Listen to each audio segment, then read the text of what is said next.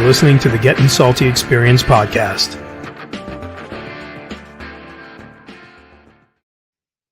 Yes, you are, former producer Pete. You are listening to the Gettin' Salty Experience podcast, the only one that brings the Firehouse kitchen table to you. And big, important guys, bro. If we get them all. We get Fireman Ed, and then right to Chief of Operations. Right there. We got it all. We bring it to you. It's the Firehouse kitchen table. It's the apparatus full. It's all that stuff. He's on the on-deck circle, right? I mean, that's what they... Yep. So you know what to do. Like, subscribe, all that stuff. You know how to do that stuff. Do it if you want this thing to grow. And that's it. How was Ohio, Idaho? Where were you? Ohio, Idaho. Where was it? Ohio. I thought you have a place in Idaho. That's Iowa. But yes. Iowa. It's one of those states, Coobs. It's all right. Yeah. Too many eyes and It hoes. was nice. What I want actually, I was going to ask you. I've been kind of out of the loop because I was in the sticks. What's going on with Florida? I just literally got in the house an hour ago. TV on yesterday, and you would have got 24 hours all day of storm watch, which I couldn't watch it anymore. Did Gonzo have a mop in his hand? Like, what was he doing? I don't know what he's doing. He's in the thing here. I don't know what he's doing. He's down there. Was he mopping? Yeah, I don't know if it was as bad as they thought. I know it's still bad, but I don't know. It's a hurricane. It flooded areas Some in Florida. It had a tornado or twister, whatever you want to call it, flipping cars people around. are out of power. Oh yeah, people are out of power. Yeah, Gonzo's sitting around in his wading boots like a clamor. Got the big helmet on. Do we have that picture of him with his giant? I do not. No, I wish I did. Oh, we got to get a hold of that.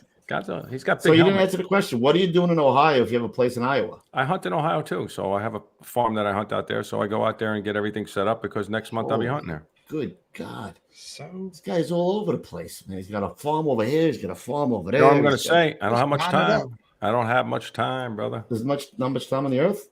I don't have much time. I got to run. So who should I get as your replacement then? If you should kick the bucket, who do you want? Can't pick Sealy because he'll be gone before me. All right. Who should we get? Yoga, Hank. Maybe Hankel. I like Hank. Yeah. Hank. Replacement. There's no replacement for you, Ruff. There's no replacement. He's up there. He's up there, though, maybe. I don't know. Yeah, well, he's got a new knee. So he's got new knees. He's doing the Lindy now, so. Yeah. He's doing the Hucklebuck, is what he's doing. How about Milner? Nah. Oh, the Milk? No. You know who we'll get when he retires? Frank Lieb. Come on. Francis? Yep. That's a Francis. Maybe. Yeah, I'll go with Lieb. I mean, he'll just be even more popular once he retires. See, who do I want to funny? replace He's not me? that funny. You got to have a dry guy. You know what I mean? Somebody's got to be serious, I guess. Who's going to replace you? Yeah. I don't know. I mean, if y'all both go, then we'll probably the clown? Wave the flag. Bozo the clown.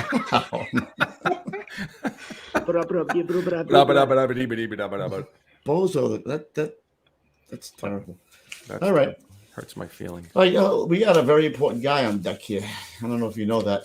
We're going to find all about his career, all about his life, how he got on the job, all the places he's been, how he climbed the ladder, how I was sitting next to him when we started the squads, and our career took a totally different path. He kind of went like this, and I kind of went like this. Our chart like this.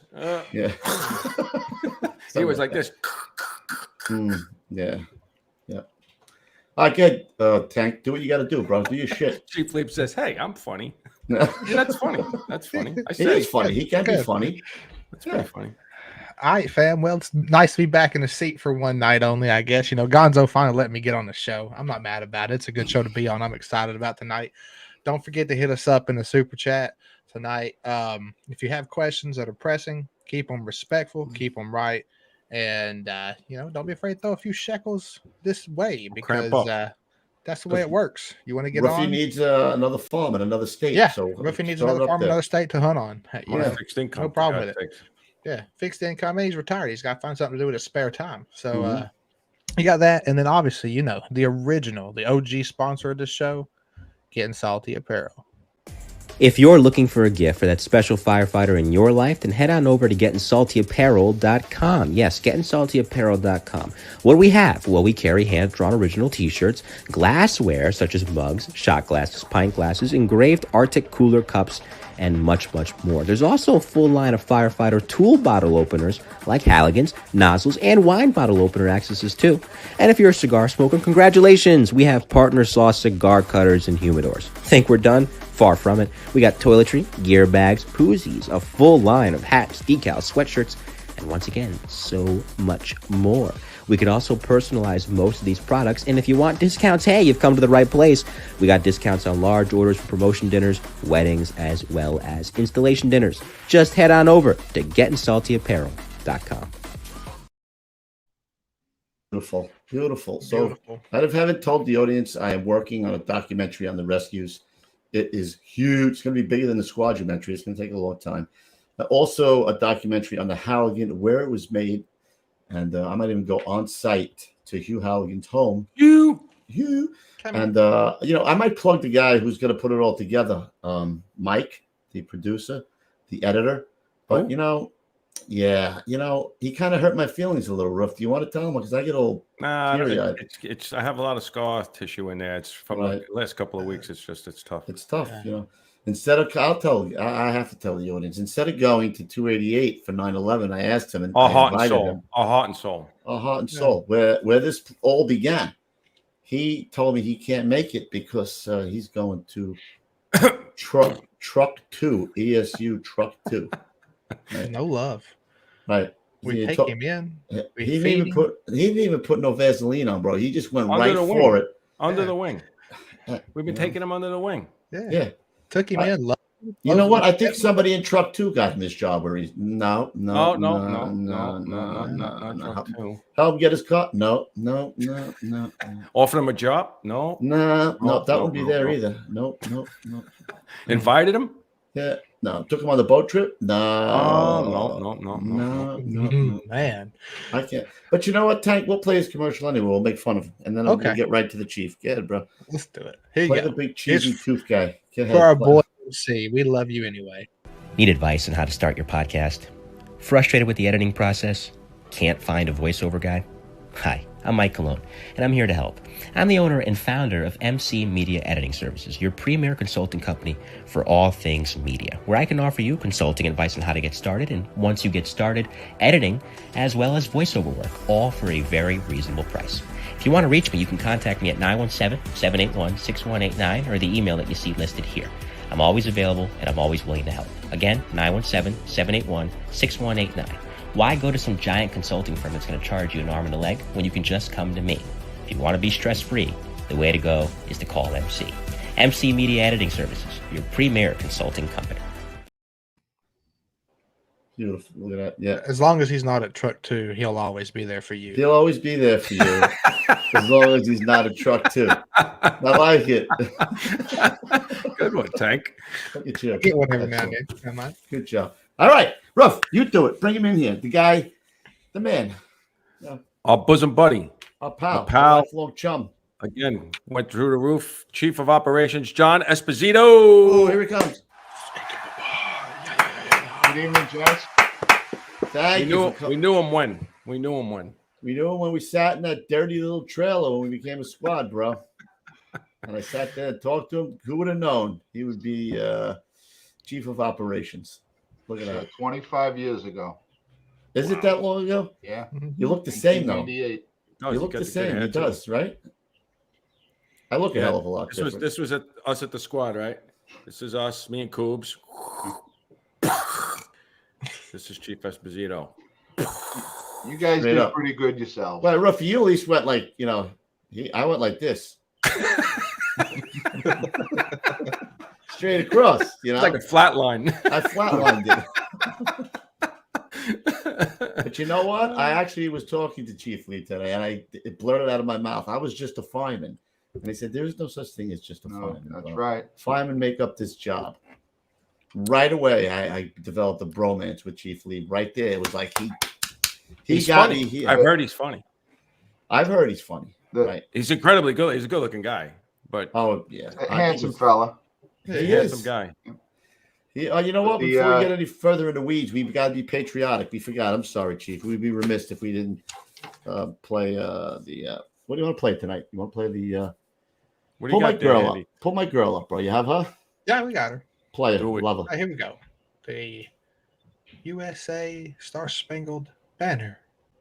Oh, say, can you see by the dawn's early light what so proudly we held at the twilight's last gleaming, whose broad stripes and bright stars through the perilous fight o'er the ramparts we watched were so gallantly streaming, and the rockets' red glare, the bombs bursting in air, gave proof through the night that our flag was still there. Oh, say does that star-spangled banner yet wave o'er the land of the free and the home of the brave? For my girl That was MJ. great. Beautiful. All right, Chief, let's go back. Give us a little history. We know you got on in 91. Give us a little history of where you were, where you grew up, what family life was back in the early days, why you became a fireman. I grew up out on Long Island, like so many. Mhm. I actually grew up in Ronkonkoma, not far from Pete Brennan.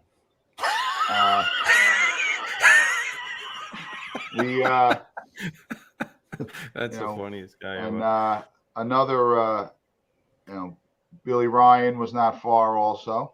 Mm. And I'm not going to embarrass either him or I tonight, but I got Billy Ryan's 8th grade picture. And You should have pulled that. Oh, you No, gotta let me throw do that it. under the He's bus. still working. He's still working, right, Billy? yeah, Billy's Lieutenant Wow, Rescue God bless Company him. 1. He's still working. But my father was a volunteer firefighter. My parents grew up in the city and moved out. They grew up in Brooklyn, moved out to Long Island in the early 70s. And he was a volunteer firefighter. And when I was in, I don't know if it was 7th or 8th grade, I read Dennis Smith's book. Oh, yeah, man. Report from, and that's the paperback. And you read that book and you're like, that sounds like fun. And took the test right after the 87 test and did pretty well on it, and actually had to wait a little bit to get hired because I wasn't old enough yet. Got hired in 91. So What was your list number? 84. 84. 84 before the vets, and then it was 120. All right, so I think I was 1172, and I got hired in May of 93 off of that list. So that just goes to show you how little they were hiring at that point. Yeah. We had very small class. I think the first class or two were 125 and 150. Right. My I class only had 100. was 200. Yeah, our class was 100. Were you a volley before that with your dad? You never No. joined? No? My dad was. Really? I wasn't.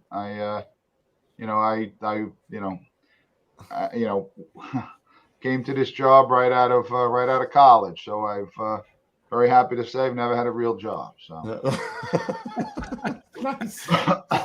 You're the 0.0005% of people who love to go to work in the world, right? Yep. Yeah. It's crazy. yep. Because there was a lot of heavy hitters out there on Konkoma, right? Wasn't he like Gallione from out there? And Yeah, I didn't. I obviously know Bob now, but I did not know him then. I don't know. What point he grew up out. That he was out there. Johnny Napolitano was out here. Yeah.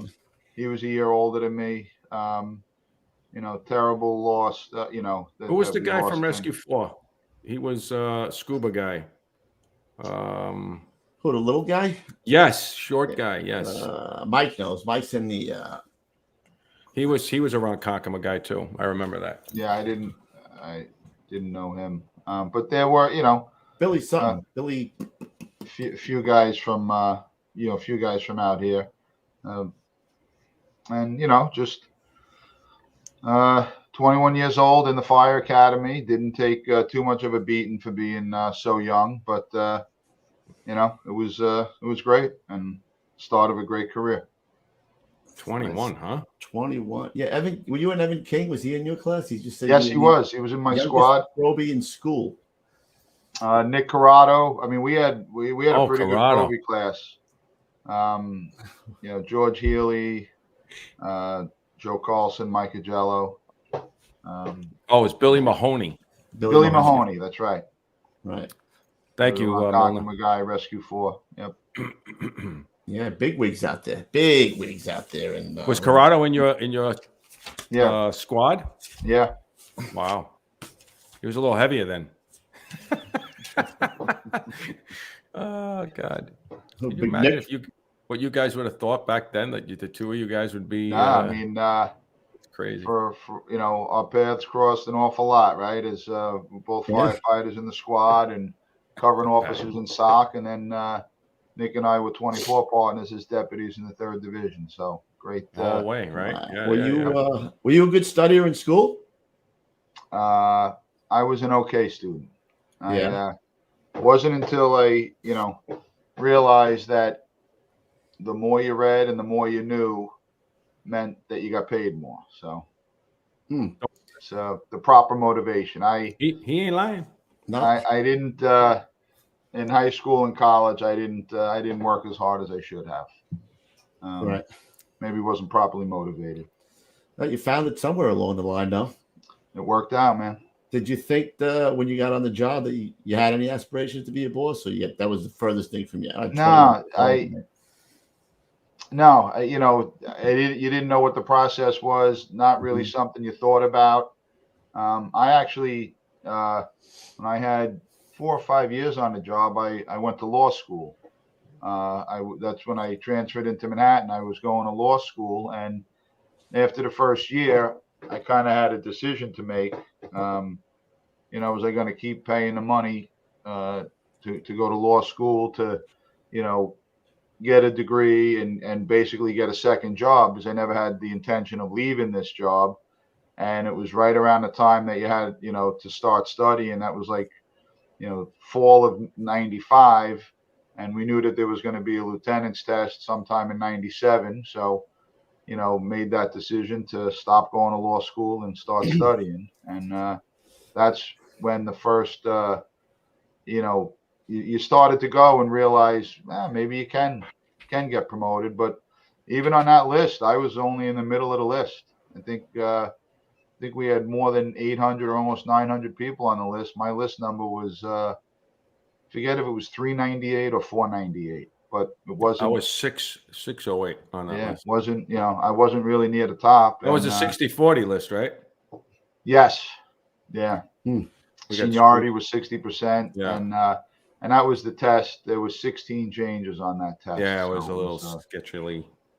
But you don't realize it till till after you get there and start taking another test and another test and.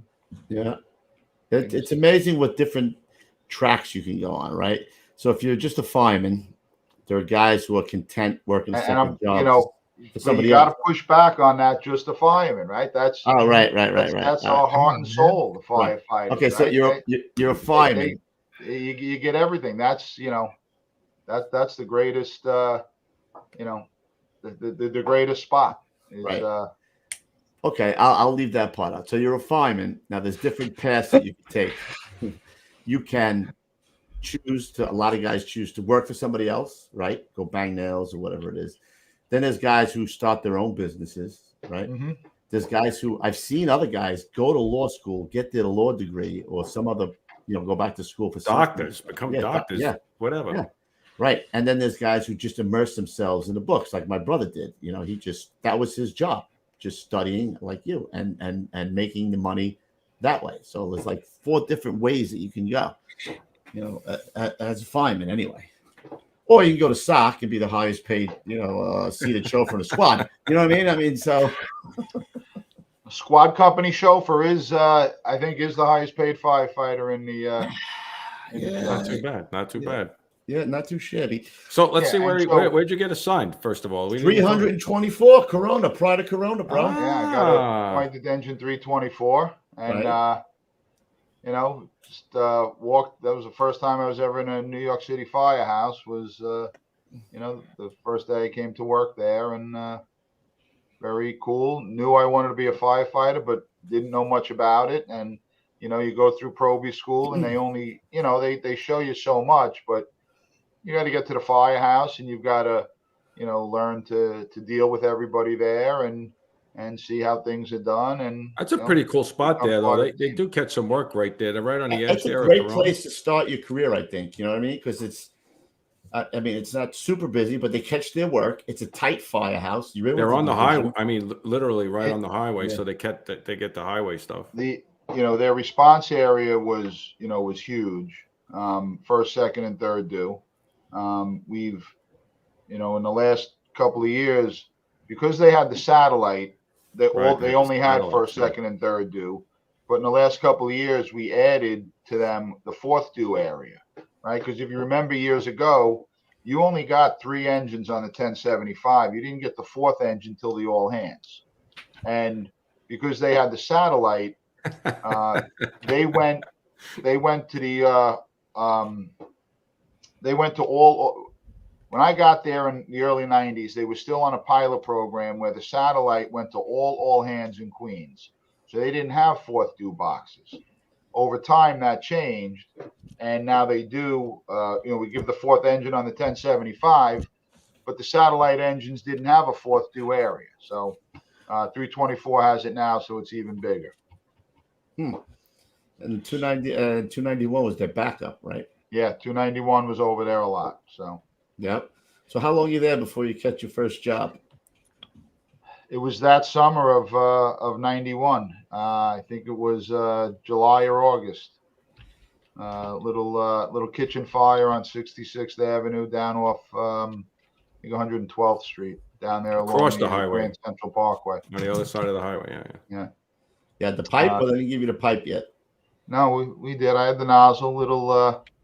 Wasn't much, but it was something. It was a fire, and it's nice to ease yourself into it, right? As opposed to getting that one with your assholes puckering the first job you ever go to, right? I mean, you're like, oh, what the hell am I doing here? Did I really sign up for this? And the boss is going, "You're doing great." You're like, "Oh my god."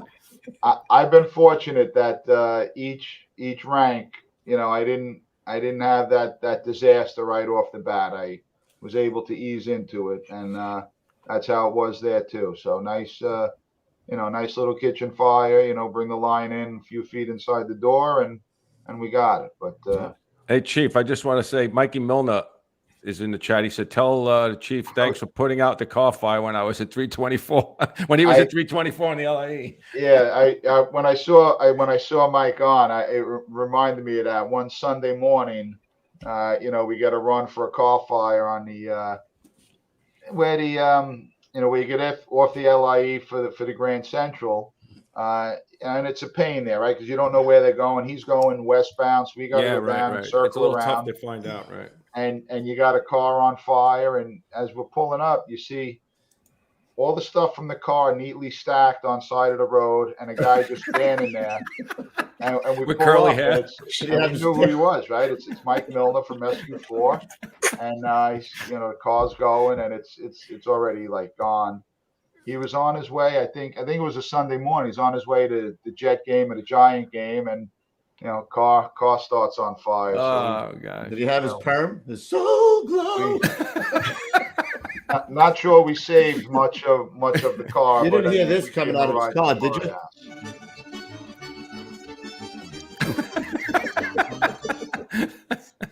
Oh God! We love Mikey. That's awesome.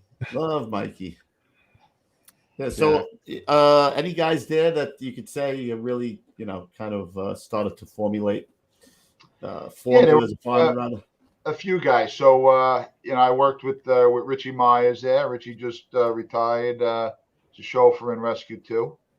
He was assigned to 324. Yeah, Richie started in 324. How did he hide that little fact? I didn't know that.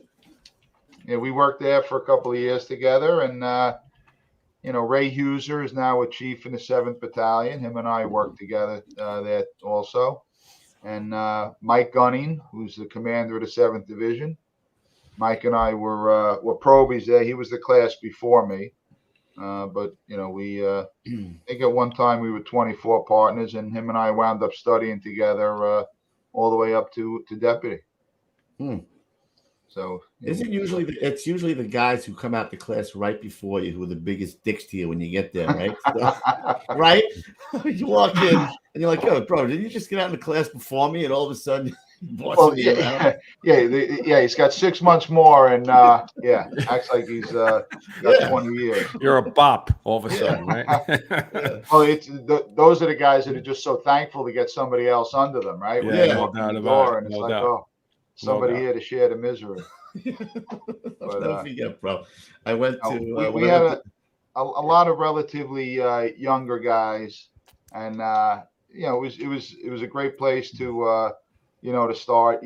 Looking back, you didn't realize, we did go to a decent amount of work, and bigger area. We ran with 136 and 138. 38, yeah. You're Corona all the time. Looking at the numbers, they're doing more and more work. But we did all right. So it was never thought to go to 138 or something? Instead, I did my 30-day truck detail as a proby in 138, and then absolutely loved it. And they were doing they were doing a decent amount of work, and on a few tours went to only being there a month, but still on a few tours went to multiple jobs on 2 or 3 tours, and just like this is pretty cool. You like going to fires, and that time it was just very, very difficult to make a move to the busy places without they were running. Those guys were running. I know I was in 117 at that time, and I always felt that 154, 138, 136, like they had that little triangle where the 4.6 was in the top, every year. They weren't the 4.4 or any of those 4.1, but they were up there all the time because those companies were doing a lot of work. There was a ton of running. I think 138 at the time was doing about 6,000 runs, but we still had a ton of pull boxes. So it was all a lot of pull boxes. Their fair share of fire duty. But good number of pull boxes, and I think over years, the runs are still up there, but it's not the pull boxes anymore, right? It's crazy. Right, it's all emergencies and gas and all that stuff. But think about the wear and tear on the firefighters and their bodies, right? So the pull box false alarms, we'd send 2 and 2, and you'd get there and you check it out. You look up and down the street. But generally, it's one person getting off the rig to reset the box, right? Now, for the CO detectors, for the manholes, the gas leaks, right? Yeah. Everybody's getting off the rig. They're going in, they're wearing their equipment, and that's all wear and tear, and their bodies are getting beat up. They're wearing more and more equipment, carrying more and more stuff. The PSS and the SCBA is heavier, and it's the wear and tear on the firefighters' bodies that we need to be. Chief, I used to say all the time, I get on the rig, I get off the rig, I get on the rig. You don't even realize that over time you just every run and if you have all your gear on and you respond to these boxes, and even gas leaks, even though they did the 10-20, you still have to get on the rig, you still have to get off the rig. It just like you said, it's with your mask on or all that stuff, it just it takes a toll, man, over a career, what amazed me, 138's response area was huge, man. It's huge. All of them. 150, 117, 154, 136, 151. All of those. I mean, they were huge areas. Look at 138. They're the second due truck to like half of Flushing. Yep. It's incredible. 129. Right. Roosevelt Avenue there past City Field, and it's with the construction, it's one lane, and it's so that's the 129's got to keep that in mind, that the second due truck could be a few minutes out. It's a few minutes out normally. You know, they get a little bit of traffic. It's going to be more than a few minutes. They got to be careful. Yep. So why'd you pick 47 engine?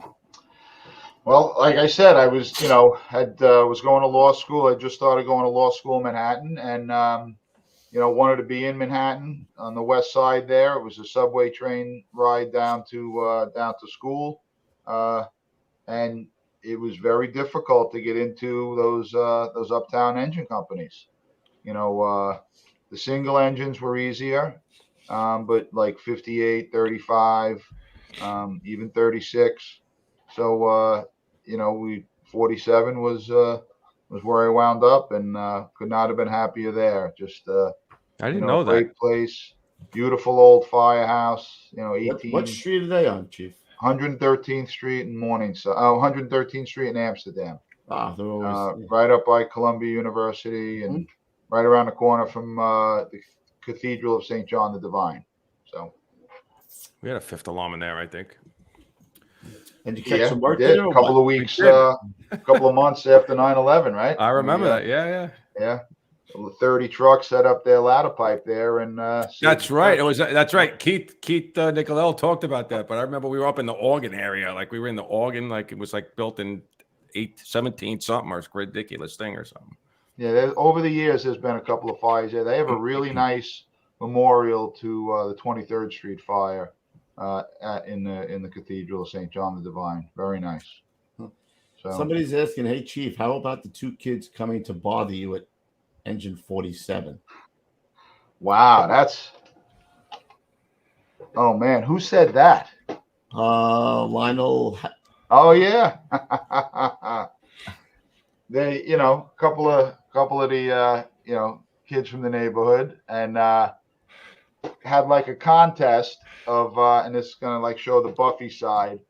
I buy them a soda if I couldn't name, you know, they'd give you like a fire company. If you couldn't name who the engine or truck was with them, I had to buy them a soda, and I don't think I ever bought them a soda. So I don't think Really? they stumped me. But, So in nice, 5 years you became super buff. From a guy who doesn't know nothing to a guy who knows every company in the city. Is that one of the kid? Is that the kid? I think it is. Yeah, Is that I right? think it's Lionel. Yeah. Yeah. Yep. That's pretty cool. I've not seen them in a long time. Yeah, that's pretty cool. And yeah, it is pretty cool around. You know, when I was even in the 3rd division, you get to see some of the guys that show up at the same fires, and you know, you see the guys that are doing it now, making the videos, and you know, got you know, Magisterium and Skylar, and I had that. Wait a minute. You mean this guy? This guy? I had a. That guy? I had a.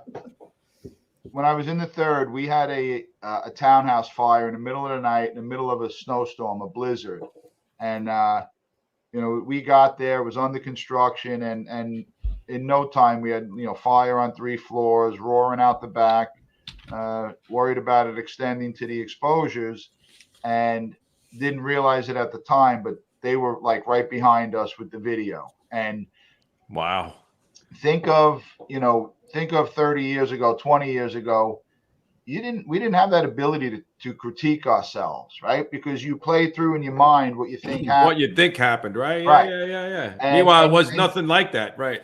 That's right. And sometimes you convince yourself, oh, I knew this or I did that. Right. You watch that video, you know, I watched it a few Interesting. times, and you know, time has a habit of has a way of, you think you did things so much faster, and you're I like, was the that best. fire burned for a long time before we did this or that. And, but it is really cool, you know, being able to see the you know, to see the videos, and you know, and to be able to critique how we did. It's so funny, Chief, because when I talk to some of these old timers to come on the show, right? They're excited to come on the show, and I'm like, all right, so listen, what pictures do you have? What can I, you know? They're like, pictures, you know, like what pic? Now everybody has pictures, right? You know, you said we asked you for a couple of pictures. Everybody's taking you. Every fire you go to, there's a picture of you, right, somewhere on the internet. These guys are like have 2 pictures on the wall that was maybe They in the take a picture newspaper. of it on the wall. Yeah, I tell them to take a picture of the picture and send it to me on the phone because they don't have it on the computer. It's just such a sign of the time. And how many of those old pictures, right, are the 3 or 4 guys sitting on the back step of the engine? Yeah, just right after the job. No action shots. Yeah. No action shots, right? There is Those- no those- broken photos back then. You know what I mean? Right. Yeah, Grogan, it is. right? The pictures are great sometimes, and sometimes pictures show Good other point. things. So. Point taken. Point taken. It's good and good and bad. And bad. Yeah. If you're doing the right thing, it's good. If you're not, it's not so good. Hit the lights for tank's sake. Appreciate that. So the squads come about in '98. When did you start thinking about? So I was in 47 engine for a couple of years, and like I said, I liked it. I was studying, and realized that wanted to to make a move and do a little bit more. I didn't have the hook. Very difficult to get into the trucks. We ran with 40 truck, 26 truck, and 22 truck. Great area, great companies up there, and just they were all full and loaded. I was trying to go to Squad 41, for about a year and a half. I was over there to see Jack Spillane a few times. They were loaded. It's you got to be patient. You're on the list, and then while I was waiting for that, the all the new squads came about in '97, and made the move. If you remember early on, they were talking about 23 engine being a squad as well, and not sure what happened to change that, but I was looking to stay in Manhattan with the thought, and I guess we had already taken the lieutenant's test. If that was '98, we took the lieutenant's test in '97 with the thought that I'll stay here for a couple of years, and then I get promoted, go out to Queens, go out to the 13th Division. So went to the some people called it the tryout. I called it the evaluation. And it worked out all right. Being from a single engine, we didn't have trucking quarters. We didn't have power saw or most of those other tools, and so it was a little bit of a learning curve for me, but loved it, absolutely loved it. And if you remember, in the beginning of May of '98, we got all got detailed to the companies, and for May and June, 2 months on every day tour, we went to the Rock, and Correct. we played all day, and it was great learning stuff, and stuff that in the single engine you just. How'd you wind up staying in Manhattan? And did you talk to Tracy, or did just luck of the? I went there. I said I wanted to go to 18, and I don't know how it all worked out. I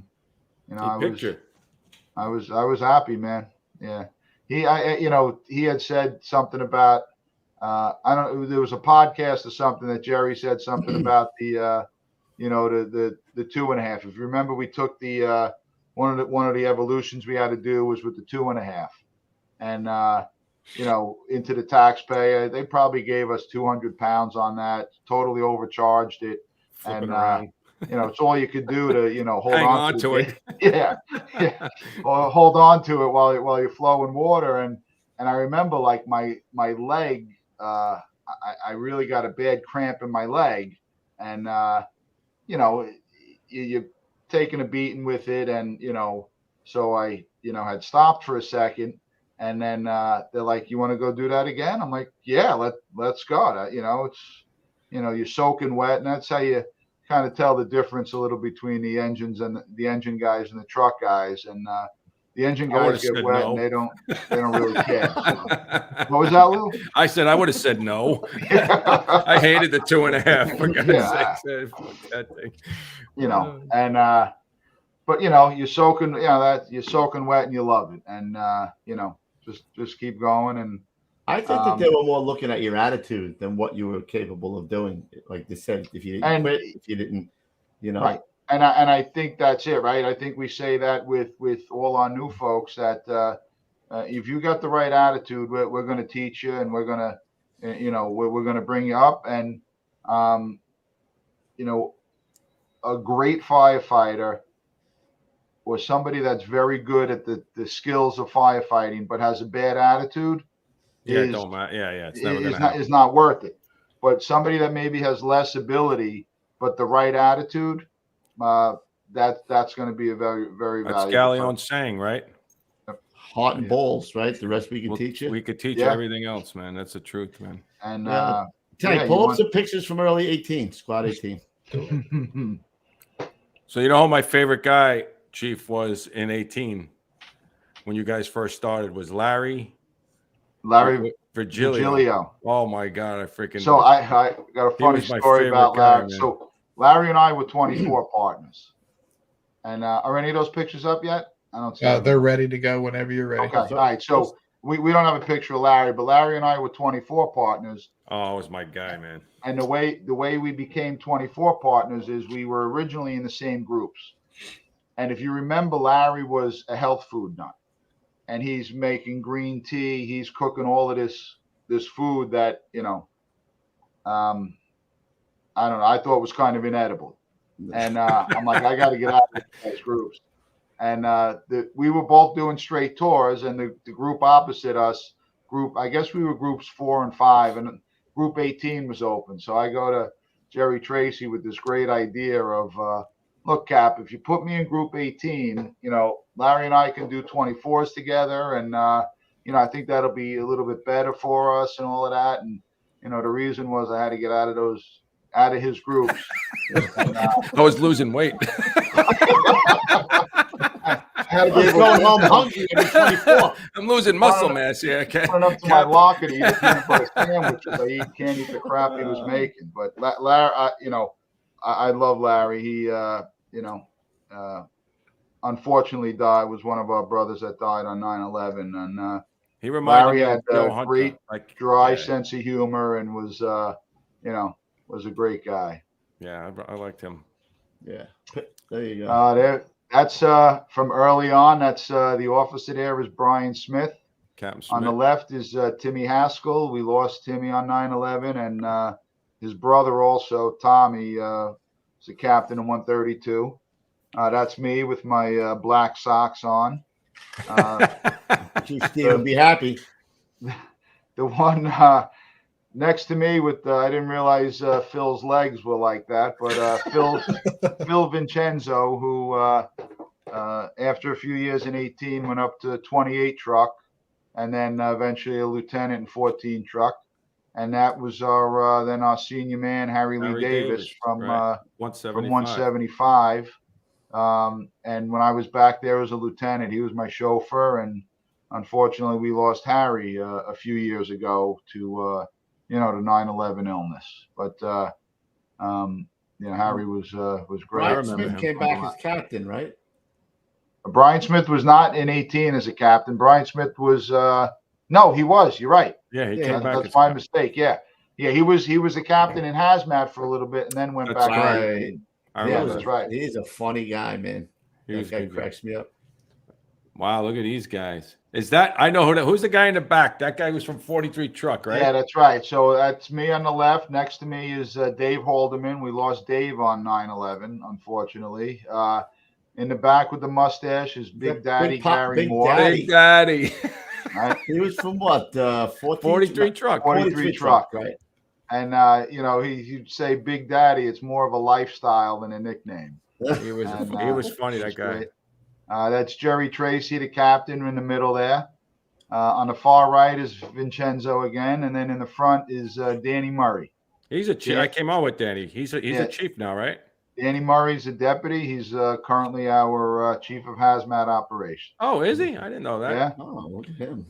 Yeah, Danny's got a lot of guys from 18 that did all right. That's right there. That's me and my brother. As I said before, telling you guys before the show, he's the the younger, taller, skinnier, smarter, better-looking version of me. Better Espo, huh? So he, when we were in 18, when I was in 18, he was in 33, which is, right across, very close. We run in a lot of boxes. Right. Great Jones Street, 33. Yeah, Great Jones Street. That's a great firehouse, man. That's a beautiful firehouse. That's the best firehouse. And that used to be, fire department headquarters. The engine office, I think it still does on the glass. The glass door still says, assistant chief of department or chief of department. That's a great firehouse. Beautiful firehouse, and when we were working down there together, every now and then I'd get a phone call from him, supposedly about some atrocity that Squad 18 did at a you guys did this. yeah, you guys, to tell us, and then of course, you ask a question or two, and it was the real story was was really nothing close. Yeah. Why let the truth get in the way of a good story, right? That's exactly. Right. Yeah. We're not going to let that happen. We're not going to let that happen. But what up? We got any more picks there, Tankamus? Throw some other 18 picks up if you got them, bro. Not from the early days. Yeah. No, Yeah, all right. So any others. Yeah.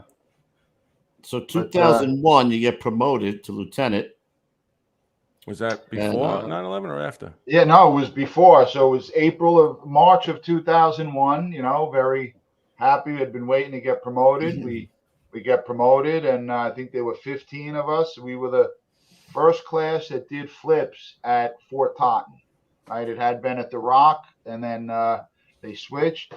We go to Fort Totten, and about halfway through flips, chief of training pays us a visit to let us know that we're all going to administrative jobs when we get out of flips. And talk about a nauseous feeling. Oh my God.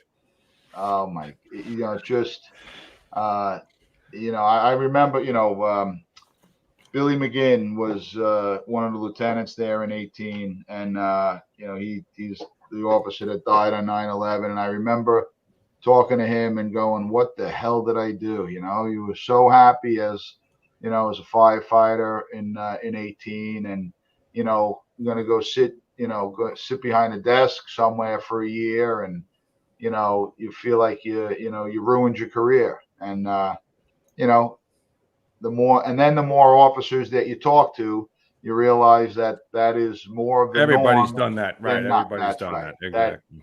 A lot of guys have done it. Since then, we've changed that we don't take new officers right out of flips, new lieutenants, and put them in administrative jobs. We want them to go work in the field, and then we'll take them once they're tenured, once they're off probation, once they've had a year, then we'll put them in these jobs. But we have these offline jobs that have to be done. But what a kick in the gut that was. What'd you wind up doing? What was your well, and I wound up being one of the lucky ones, right? So I got John Citarella was in our class. Nice. I got promoted, right? He was from 41. We wound up going to hazmat training. So we were out there at Building 8 at the Rock, doing hazmat training. Wow. Did all right. Most of the class got jobs in headquarters. So listen, it's all relative, right? I mean, you would have been like, that's not terrible. It could have been worse, man. And we, it's really funny because, pull that one up, Tank. So that summer, if you remember, we had that class that it was like 2 days of hazmat and then 2 days of structural collapse. I don't know if you guys remember it. We finished that up in the spring, and then we were doing, we would just go around and do the CPC refresher with the CPC trucks. And then as the summer wore on, if you remember Chief Paylillo, John Paylillo, one of the rescue battalion chiefs, he oversaw hazmat training. And there must have been like a dirty little rumor that we were leaving early on some days, which was completely not true. So he comes to see us, and ironically, it was September 10th. He comes to the office about 2 p.m. and proceeds to sit there and talk to us till about 6:30 that night. And, we kind of got the idea that he was, maybe on to us and just shooting the breeze and having a great night. And, kind of sent the message that we got. And, unfortunately, the next day, he died in the towers. Right. But, it was pretty, pretty interesting. So, Were they your groups in 18? I imagine they were because Virgilio, because Larry was working. I think I knew that. I don't remember that now. Whose groups were where. But that. Did you work with Eric Allen for a while? Yeah. Well, Eric was from 288, right? Yeah. He transferred. They wanted to do something with movie star. Yeah. That's right. It's funny, you mentioned Eric Allen and talking about Larry Virgilio. I think they're not their lockers, but where they hung their gear was next to each other. And if you remember, Eric was always bringing in tools and everything. 18 toolboxes with him. and it drove Larry nuts because now, of course, it would block his locker. Yeah, that's right. Yeah. It's blocking him next to him, and of course we played awesome. that up a little bit, and we were putting other boxes and all that other stuff, making it seem like Eric had a lot more going on. That's even better, right? Just pour stuff on there. That's right. Larry a little guy with 15 toolboxes. Every tour he'd come in, and after the tour, he'd bring them all back out. That's right. Yeah, and I don't know. He was I think 217 or 227. I forget where he went. I think it was 217. He was one of our senior guys in the firehouse when he came. You know. Yeah. Funny little guy. That's freaking funny, man. I'll pull up that question now, Tank. Gotcha. Where did it go? There we go. Not to get off track, but yeah. I'm a member of FDNY EMS. Why can't EMS fully adopt the culture of fire and operate as one whole entity? EMS is far off from any operation standpoint. Any talk of future plans to align us as a department? Hitting you right out of the box, Chief. We try, it's everything from being on different frequencies, responding to different, incidents. We're trying to get fire operations the same across the 5 boroughs. So maybe when we tackle that one, we can somewhere down the road. Yeah, it's been it's more than 25 years now, right? That we've had the merger. Mm-hmm. Yep. Yeah, 25 years since they had to wear those ugly green uniforms. Remember those things? So actually, I'm just looking at you. I just pulled up your timeline now that you sent. So generally, right after 9/11, then do we have any pictures? Did you have any other pictures that you wanted to show of? I think because you got promoted. Did you go right back to 18? Yeah, it looks like so. Right. So we were promoted. We were at hazmat training, right? So 9/11 happens, and that next week I was, UFO in Squad 18. I think for the rest of the month of September into October, and then as we started to regroup, I got pulled back to hazmat training because we had to train up the new guys, right? All the new guys going to SOC. Basically, John Citarella went to the rescue school. That's all a blur to me, man. Vinny Doherty and I. Vinny Doherty. We're hazmat trained. I remember him forever. I hadn't seen Vinny in a while, and saw him at the airport. That's awesome. The airport in Kansas City 2 weeks ago. Really? That's my favorite airport, by the way. Just bumped. They have a house there too. He's got a farm there, bro. What are you talking about? Yeah, that's nice. I remember Vinny Doherty. He didn't hear a word you said, though, right? Because that guy is deaf as a doorknob, bro. Yeah. That's funny, Coops. How do you remember that? He looks good. He looks this, He looked the same, yeah. Let me tell you, all the retired guys, all you retired guys look great. There's got to be something about sleeping in your own bed, Not, It don't not- suck. No, it's not terrible. Yeah. So, we had all of these new guys come into SOC, and we got to kind of give them the, the quick down and dirty hazmat tech course. And if you remember, we were dealing with the white powder incidents. We had Oh, Oh my my God. God. hammer yeah. teams. So we're training guys up in that, and stayed there till January of 02. And then that officer transfer order in January of 02, the first one after the trade center, I got the spot in squad 18. Joe Downey was the captain, and they were Sal Casano was the chief of ops, and there was reluctance to give it to me because I was just been promoted out of there. But there was 16 lieutenant spots in SOC, and just the way it worked. It's And timing, right? I mean, it's unfortunately, timing, yeah. I mean, I'm just again looking at your thing, and this is you went from lieutenant to chief in a couple of years. You know what I mean? But I mean, guys talked about that, but that's how Well, it I was. was I mean, right. I was a firefighter in March of 01, and I was a battalion chief in June of 05. June of 05, and basically skipped, because of 9/11 and everything we lost, basically skipped the whole rank. Lieutenant for 2 years, captain for 2 years, and we were scheduled to take a captain's test in the fall of 01, and that would have been the right track, but just how fast everything moved was incredible. And you think about 9/11 and yeah. and all the talent we lost that day, man. Just incredible. You took the captain's test because I got promoted because you were obviously a little ahead of me. So you got promoted in January of 02, right? March of 02. No, I got promoted to lieutenant in March of 01. Before me. But you took the captain's test. I took the captain's test in June of 02. Yeah. You took that's that the test, same right? one. So when I got promoted, guys had already, we were down at the site and doing all that stuff for so many months.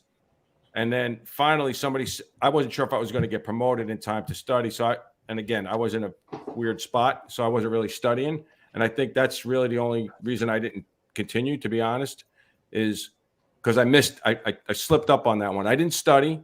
I got promoted June of 02. I think it was within that week or within that month that I could take the captain's test because I had 1 day in rank. And I ended up getting like 60 something on the test because that was actually such an easy test compared to the test that we took for lieutenant. I mean, it was like I mean, if I would have studied for 3 months, I probably would have been on the list, but I never did it. And, it's here or there. It's just how it worked out. But it was, I think it would have been those tests that in a row that they were, it would have been the same scenario, And then even with that, I wasn't really that high on the list. But they made so many right away. Right. I think I was 110 or 120 on the list, and in the first month they made us, and so just going, moving very, very quickly, and that summer, the summer of 2002, a lot. I remember it a lot like things are now with the firefighters, with the low firefighter staffing we have, that we're ordering a lot of firefighters to work. And that's how I remember the summer of 02. I'm a lieutenant in squad 18. Brian Smith, my 24 partner, had been promoted to captain. There was nobody opposite me, and we didn't have covering officers for it. So just about every set I worked, I'm working overtime either before or after, before the first tour or after the second tour. And I just, remember, driving home and driving to work exhausted for for 3 months. Yeah. And, just an incredible time while we're trying to staff the company, while we're trying to get new guys, firefighters. Yeah. We had, if you remember, we had, we put out department orders, almost begging people Yeah. to come to the squad. All welcome. Really, right? And if you know, you know, the requirements now is you need 5 years on the job as a firefighter. I mean, we took people like right at the end of their probation Yeah. because they, you know, because they showed up and they had the attitude, the right attitude. So, you know, very, very different times. We were, you know, begging for these people. And, you know, one of the guys that did come was Paulie Greco. You know, Paulie and I had worked together in 47 engine. I can't say enough. Loved working with him. He was, you know, one of the guys that would have no problem telling you what you need to hear, right? We all fireman, man, really good fireman. Yeah, we all need those guys. So Paulie and I had worked in 47 together, and about the time that I was leaving to go to Squad 18, he had left. He went out to Queens to 275, and you know the trade center happens, and we need people, and you know Paulie called me up and said, you know, John, I want to come in, and so we got him into 18. He's one of the guys that answered. By the time he probably had, you know, 12 or 13 years on the job, very safely out there in, you know, in Queens. He, you know, doubled his commute, you know, increased his commute again back to what it was in Manhattan. He was there for probably a couple of years, and then, you know, just couldn't handle it. You know, him and Mary Jane are raising, you know, some kids. Mary Jane worked, and you know, the commute was too much, and he moved over to Squad 270. But you know, that little bit he was in here and what he did at the Trade Center, you know, cut short his life. He died a few years ago from World Trade Center illness, and you know, he didn't have to come in, but he answered the call, and you know, unfortunately paid for it. But what a great guy, and what a terrible loss. Outstanding firefighter. Yeah, I remember him. I just, you know, I follow hockey a lot. Obviously, his son is played for the Rangers one game, and I know, you know, he did a lot. You know, I think he moved to Minnesota. I think Paulie did right there for a while, and then he moved back. You know, just because you know his Mary son. Jane, Mary Jane was out there, and Paulie was basically driving back and forth, and you know, just, And that's when he was sick too. He was doing all that too, right? Yeah, he was a good very fireman. Proud Man. of his boys. He's got three successful kids. It's great, and yeah, it's unfortunate. Do you feel that you kind of got shortchanged a little bit because it went so fast? Do you feel like you would have? Absolutely. Like, you know, like lieutenant, and you know this, Lou. I being a lieutenant in a single company is that was my favorite rank because you come to work and it's you and your 5 firefighters, and you know what are we going to do? Talk to the captain.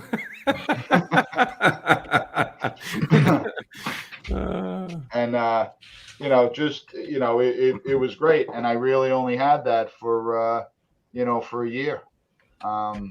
You know, but you know, I remember when I was getting a spot in 18, I think it was or at some point talking to John Norman, and you know what he had said is the great part is that you can, you know, take that company, take those people and mold them, you know, to how you want. And you know, sitting down at the kitchen table for roll call, you know, was, you know, and sometimes that would be, you know, an hour or 2 hours, and it went from roll call to drill to, you know, whatever. And then there were times we, you know, on those hot summer days, we had to go over to the Carmine Street pool and do our water rescue training. Of course, and, you got to drill. Get that get that done. But the drill, that's the when I was in 18. That's Brian Smith on the left. It's Steve Mikowitz. Steve and I were 24 partners. Pete Campanelli and me on the right. Oh. Wow, look how young you are there. I was just going to say that. Holy shit, you look young there. Wow. And you know, Steve Mikowitz, you know, eventually became my my executive officer, and as the chief of operations, and he's now on his leaves preparing to retire. And I worked with him at he was at Sock Island when I was leaving myself, so he was there for a while too. Yeah. Yeah, he was in the rescue battalion, and he's had a great career. He was a lieutenant in 18, and then the captain of 38 truck. And who was the kid in 18? The Asian kid. I love that guy. He was freaking awesome. Wang? Is it Wang? Wang. Greg Wang. Greg Yeah. Wang. He's like the Asian Casanova, that guy, bro. He was like an Italian Asian guy. He was great. He was there a long time. Bro. He was there a long time. Long time, man. Yeah. I want to just circle back to, like, people don't realize what a great job all you guys, everybody did, SOC in general, because not only were we going down to the trade center all the time to look for our guys, we had to rebuild the company. We had to get all these guys trained back up, and it was just seemed like an arduous task, but guys really from all over the job came. Some guys were in really good places and just left because we needed help, So it was, you look at the rebuilding that the job did after that, and a big story there is the rebuilding that that SOC did, from the firefighters to the officers, right? Remember the captain we had Mike Donovan there. In 18, after Joe Downey was the captain during 9/11. He got promoted to battalion chief, and then Mike Donovan came, and I would credit Mike Donovan with making sure that I knew that you learned all the administrative part of being in a company, because me and Mikowitz were 24 partners, and Donovan, I think he did it on purpose, would mess up everything in the office. And to the point that Steve and I would tell him, Mike, don't touch anything in the office. Wasn't he a 290 guy, Mike? That was a 290? He was a lieutenant in 290. Of course, that's the old trick, the 290 shuffle. We would tell him, Cap, you go downstairs and play with the firefighters. We would take care of everything in the office. So, he'd come in and everything would be done for him. And let me tell you, that helped me the rest of my time as an officer and a chief. It helped you on the in basket on the test, because we learned how to do everything in the office. And when I remind Mike Donovan of it, he's got that that half a smile. I'm still not sure if it was I forgot he was there. I forgot he was there. I forgot that. Yeah. So and just I got when I was my first fire as a lieutenant in 18 was in a building where one of our guys was the super. And the way this happened, there was a liquor store on the first floor. We had a decent fire in there, and we wound up in the apartment above. We had to cut the floor a little bit, and that wasn't all the great significance. But that night, the night of the fire, there was a wake for one of our guys, and this is, and I'm not even sure what month this was, but it was Nick Guglielmo was the super in the building. So he comes back from the wake, and it's late, and we're sitting in the kitchen. We're in quarters with 20 truck, and we're sitting in the kitchen talking about the fire, critiquing the fire and going over it. And Nick walks in, and we thought it was his building, but we weren't sure. And as he's standing there in the kitchen talking to us, and we're telling him about the fire, he gets a phone call, and it's his notification that the fire was in his building. And as he's looking at the cell phone, answering the cell phone, and asking us where the fire was, it was very funny. And as we start laughing at him, that did not go over well. As we're now laughing at his, ouch. And we had a little bit of fun after that. And but I got a little funny one here. Mark Janutz from 270 said, I rearranged the exhaust on 18's rig, driving him on a detail.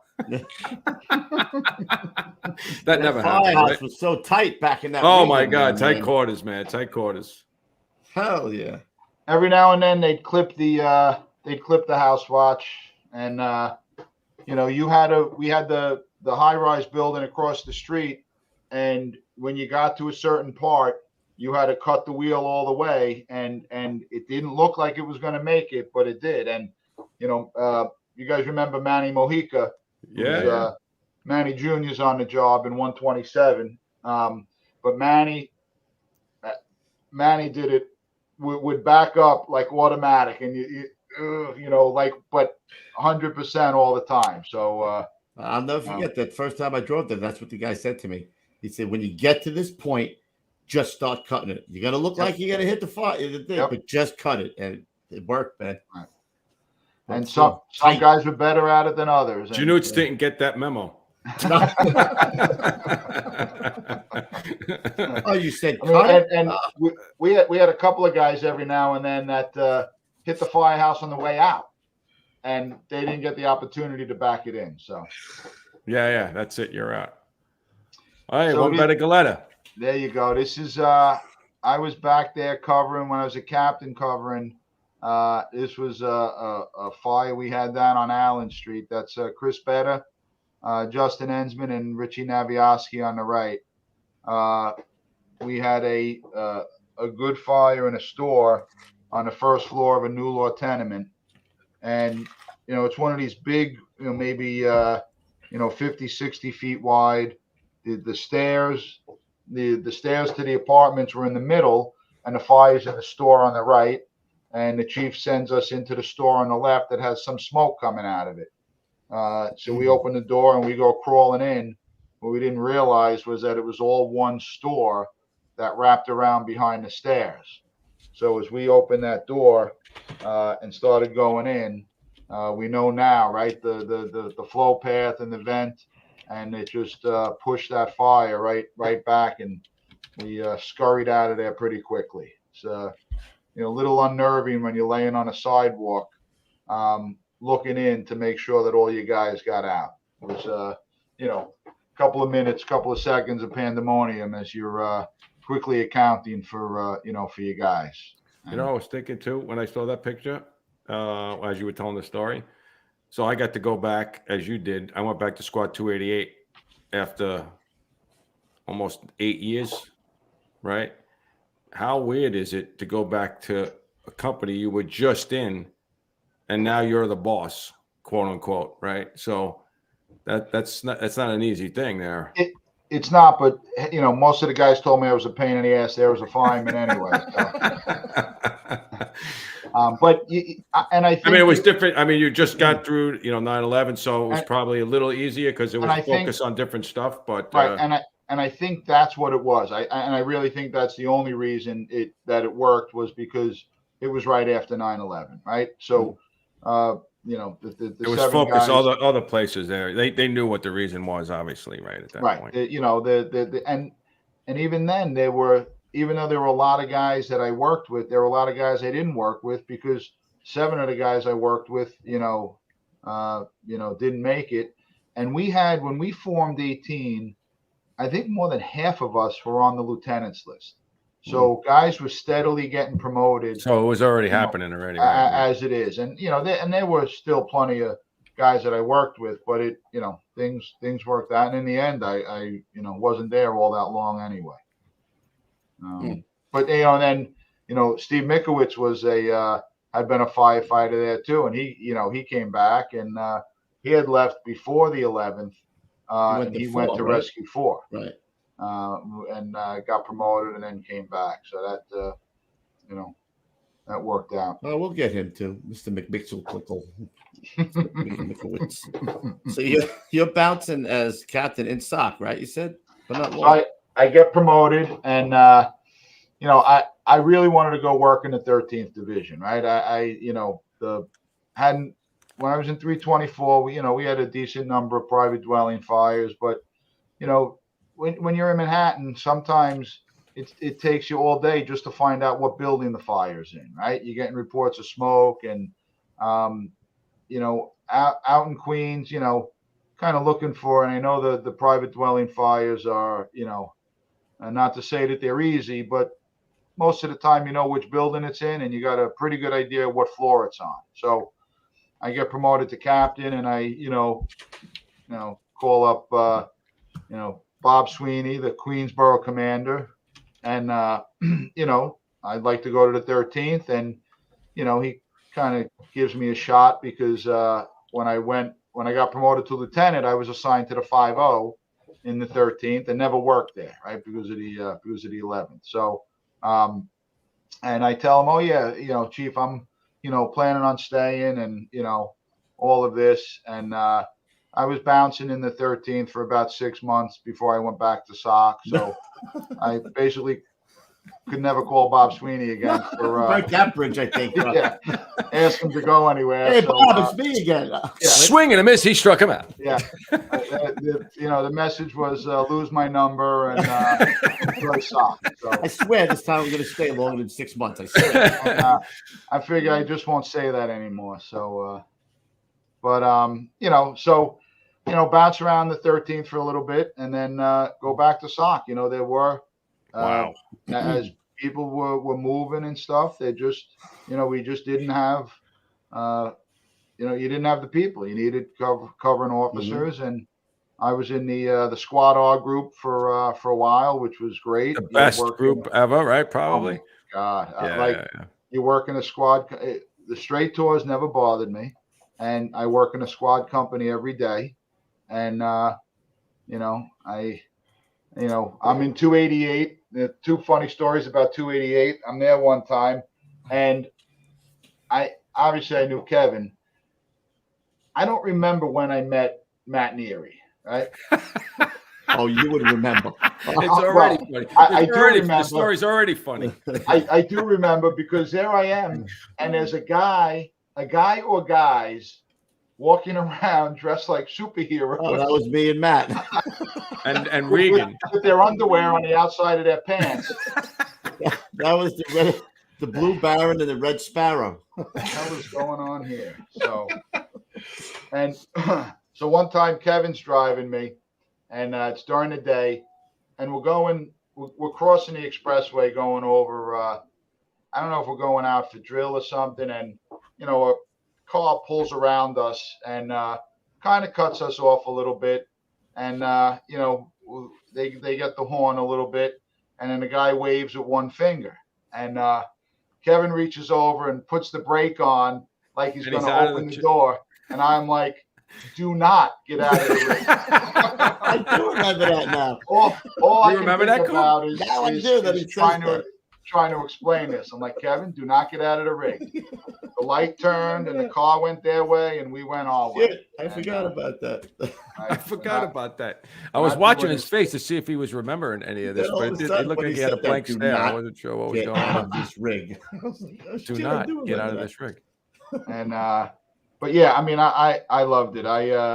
You bounce around, you're in 270 one night, you're in 41 the next, 288 squad 18, and our groups either in the rescue or the squad is a great gig, right? And a couple of times I hit a streak where you go to a fire, 4 tours in a row, 5 tours in a row, and getting used to.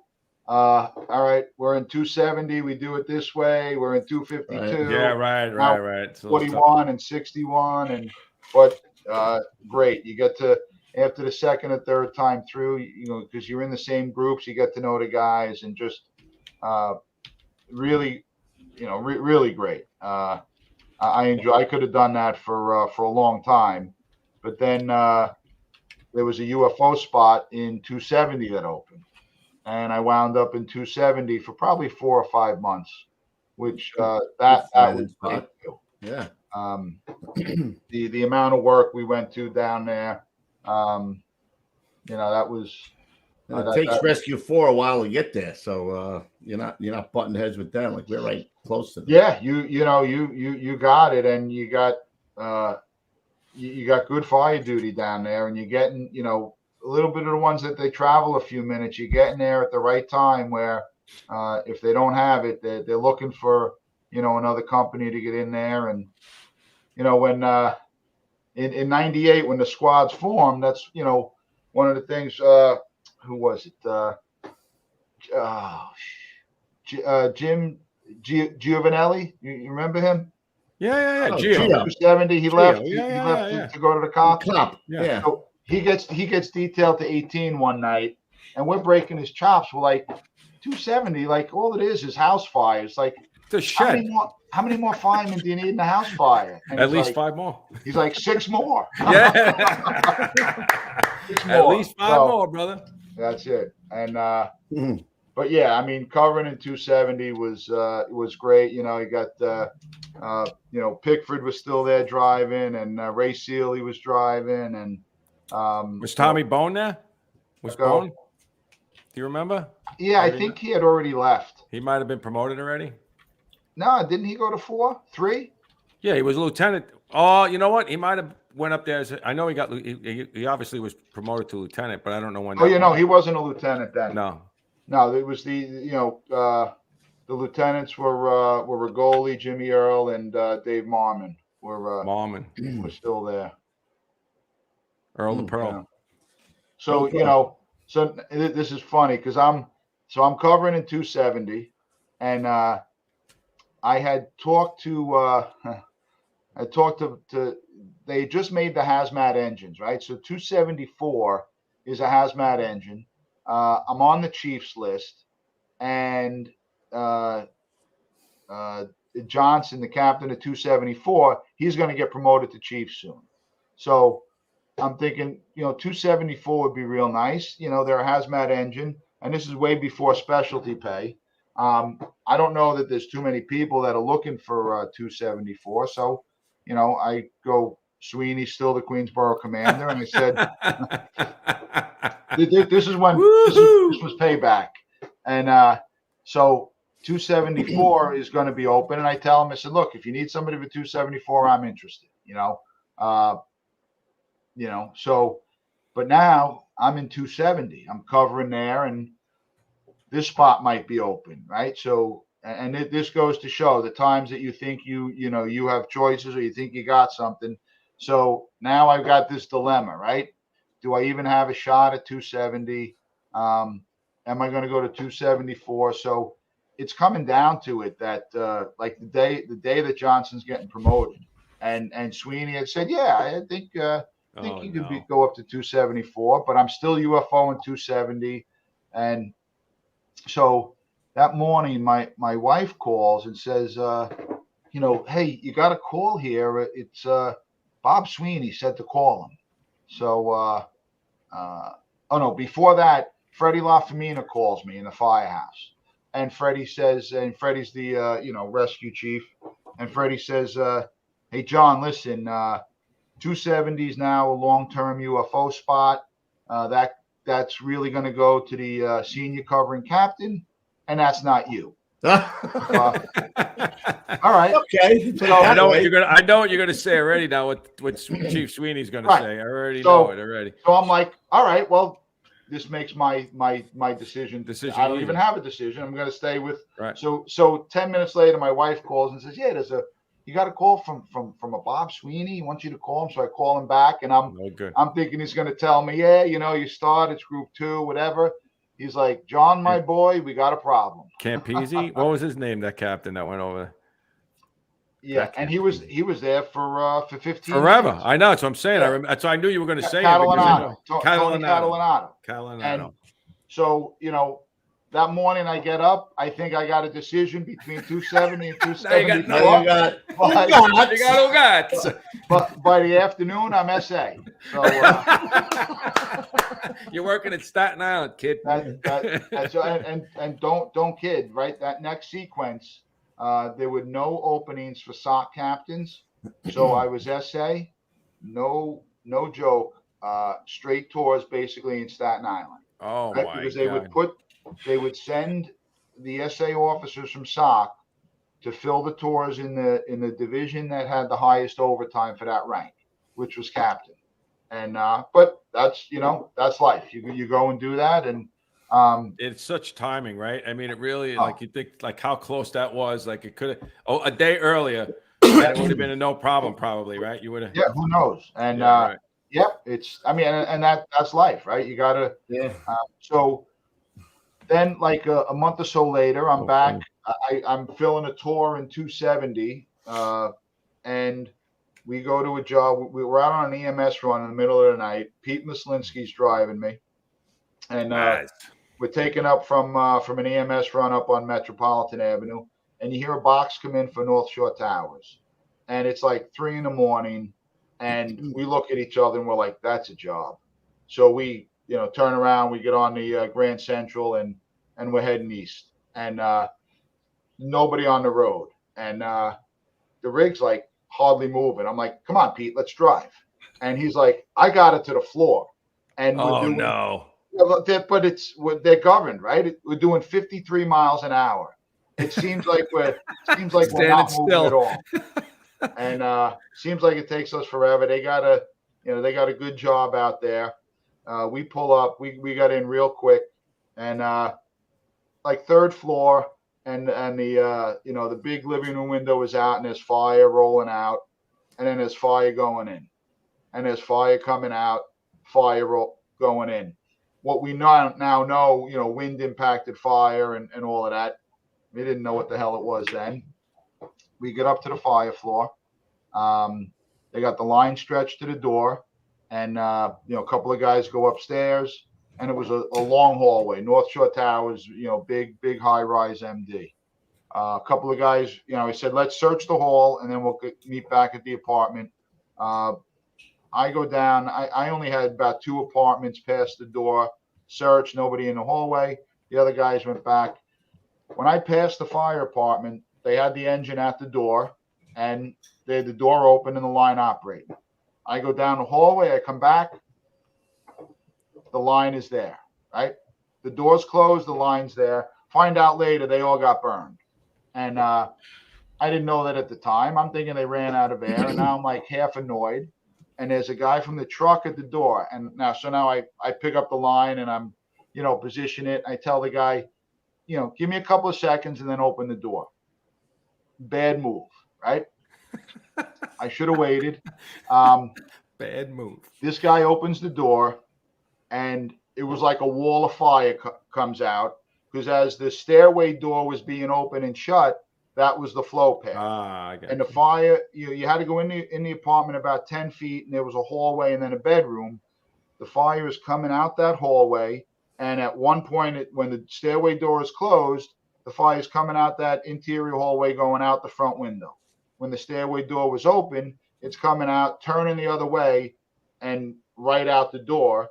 And I'm, I got the line open. I'm pinned up against the wall. I'm getting roasted, and the line is doing nothing. And now I'm telling the guy to close the door, and he tells me, "But the fire is right there." And it was not my best moment. Do we have a picture of that? Is that the building we have a picture of, or no? That's no. That was the Trump Tower fire. Oh, all right. So he closes the door. The rest of the guys from 270 get back down the hall. I give them the line, which I should have given them in the beginning. They open the door. They, they get in there that 10 feet, make the turn, and put the fire out. And that night, and Andy Rasafansuk, him and I got burned. We wound up going to the burn center. I wound up getting a skin graft for that. Swing and a miss, he struck him out. It was that was my last fire as a captain, because I was on medical leave for 6 or 7 months, came back, and then got promoted to chief.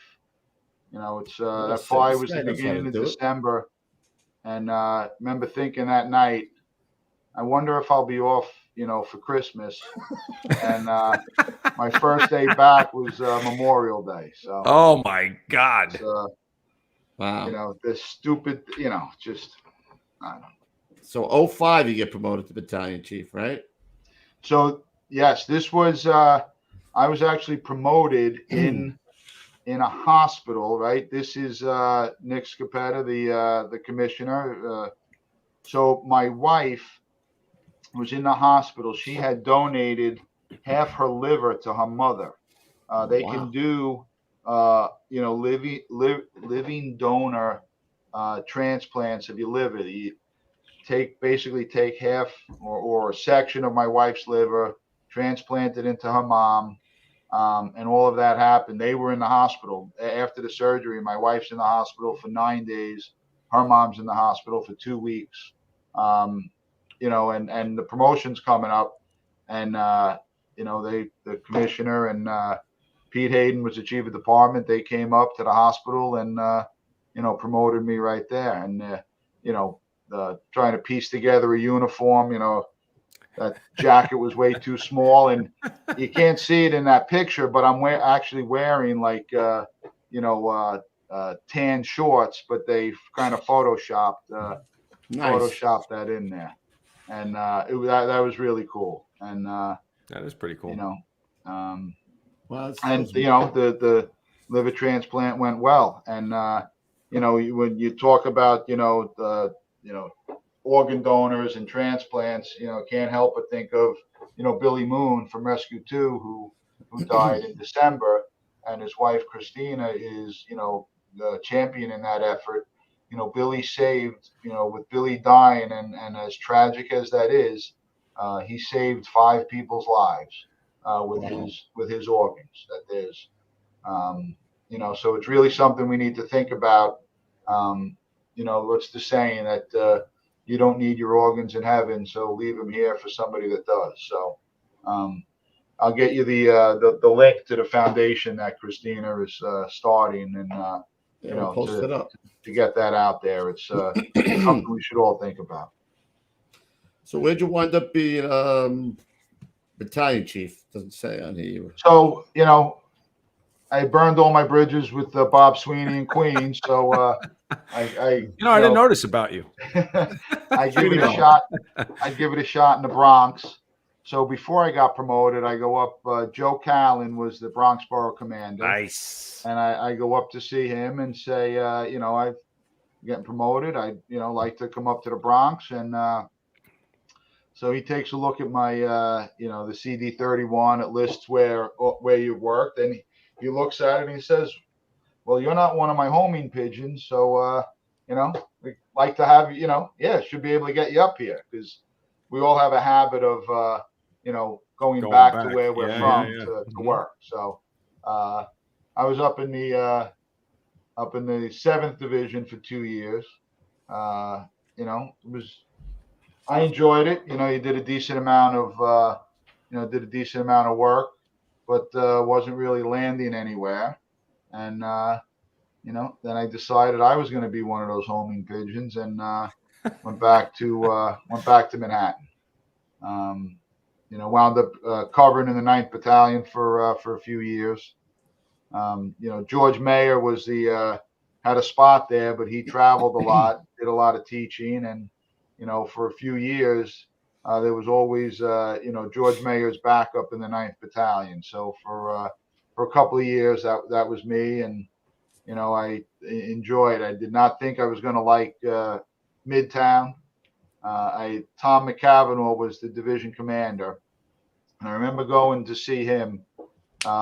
You know, about a spot. There were a couple of spots in the 10th Battalion open, and so I, you know, make the appointment and go in and, you know, put uniform on and go see him. And you know, I'm thinking, you know, I'd like to, you know, see if I can get up there. And he tells me, he says, "John, you know, I don't need you in the 10th Battalion. I need you where, you know, I need you in the 9th Battalion." And I walk out of there going, "Oh, this is great. You know, you got some, you know, some speech, and, you know, and I, you know, initially reluctantly went to the 9th Battalion, and it was the greatest move. You know, it was great. I loved it. You learned so much, an awful lot that most other battalions and chiefs do not see. You know, it's a relatively small battalion. There's only 2 other firehouses, but you're out there in the middle of everything. And every now and then you'd get a fire where wood was burning. And Crazy. You know, an awful lot of you know, high-rise MDs and office buildings. Metal and glass, right? Yeah. And but you know, and even there you'd hit a streak where where you get a few good fires, and The ones you don't want to be at. What's that? I say all the time, those are the ones you don't want to be Oh at. my those goodness, jobs. yeah. Oh, Yeah. yeah. We'd wind up with those, with those disasters. And Louis loves the triple sub cellar. Yeah, I love That's going his down favorite. like 4 flights. I Oh, love my that. So I get there, right, and I mean, 4 truck is like legendary. And my first week there, we get a call for an odor of smoke in the basement, and in the cellar of a high rise office building. We pull up, and I get out of the car, and the companies are there, and they go in the building.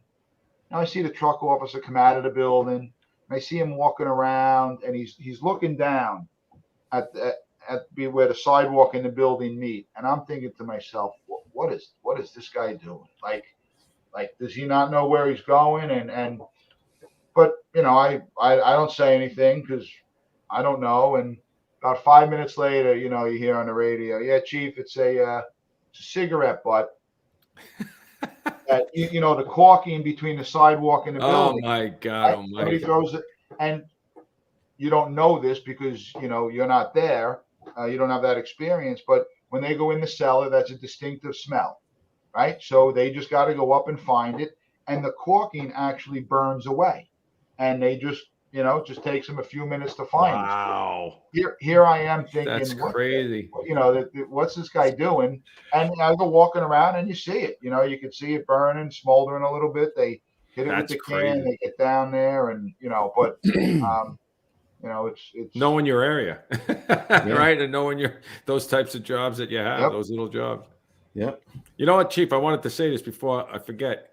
That's like a reoccurring theme on the show is that guys go places or go into spots that they think in their mind aren't going to be good. And Right. then inevitably turns out to be like a life, not maybe it's all the time a life-changing thing, but it turns out to be tenfold of what they thought and one of their best experiences in their career. You know what I mean? Whether it was going to the Rock or teach or whatever it was, Well, yeah, when we detail people, right, to offline positions, most of the time it works out. It's stuff that we wouldn't volunteer for, but looking back, and the same with working in different places. I would, most of my career I spent in, or a good part of my career I spent in Manhattan. And, when promotion time comes up and everybody, kind of tries to do whatever they can to avoid Manhattan, but you're going to see and do things in Manhattan that, that you're not going to other places and really expand, your learning. Right. There's a lot, a lot Oh, going there's a lot on going there. on there, man.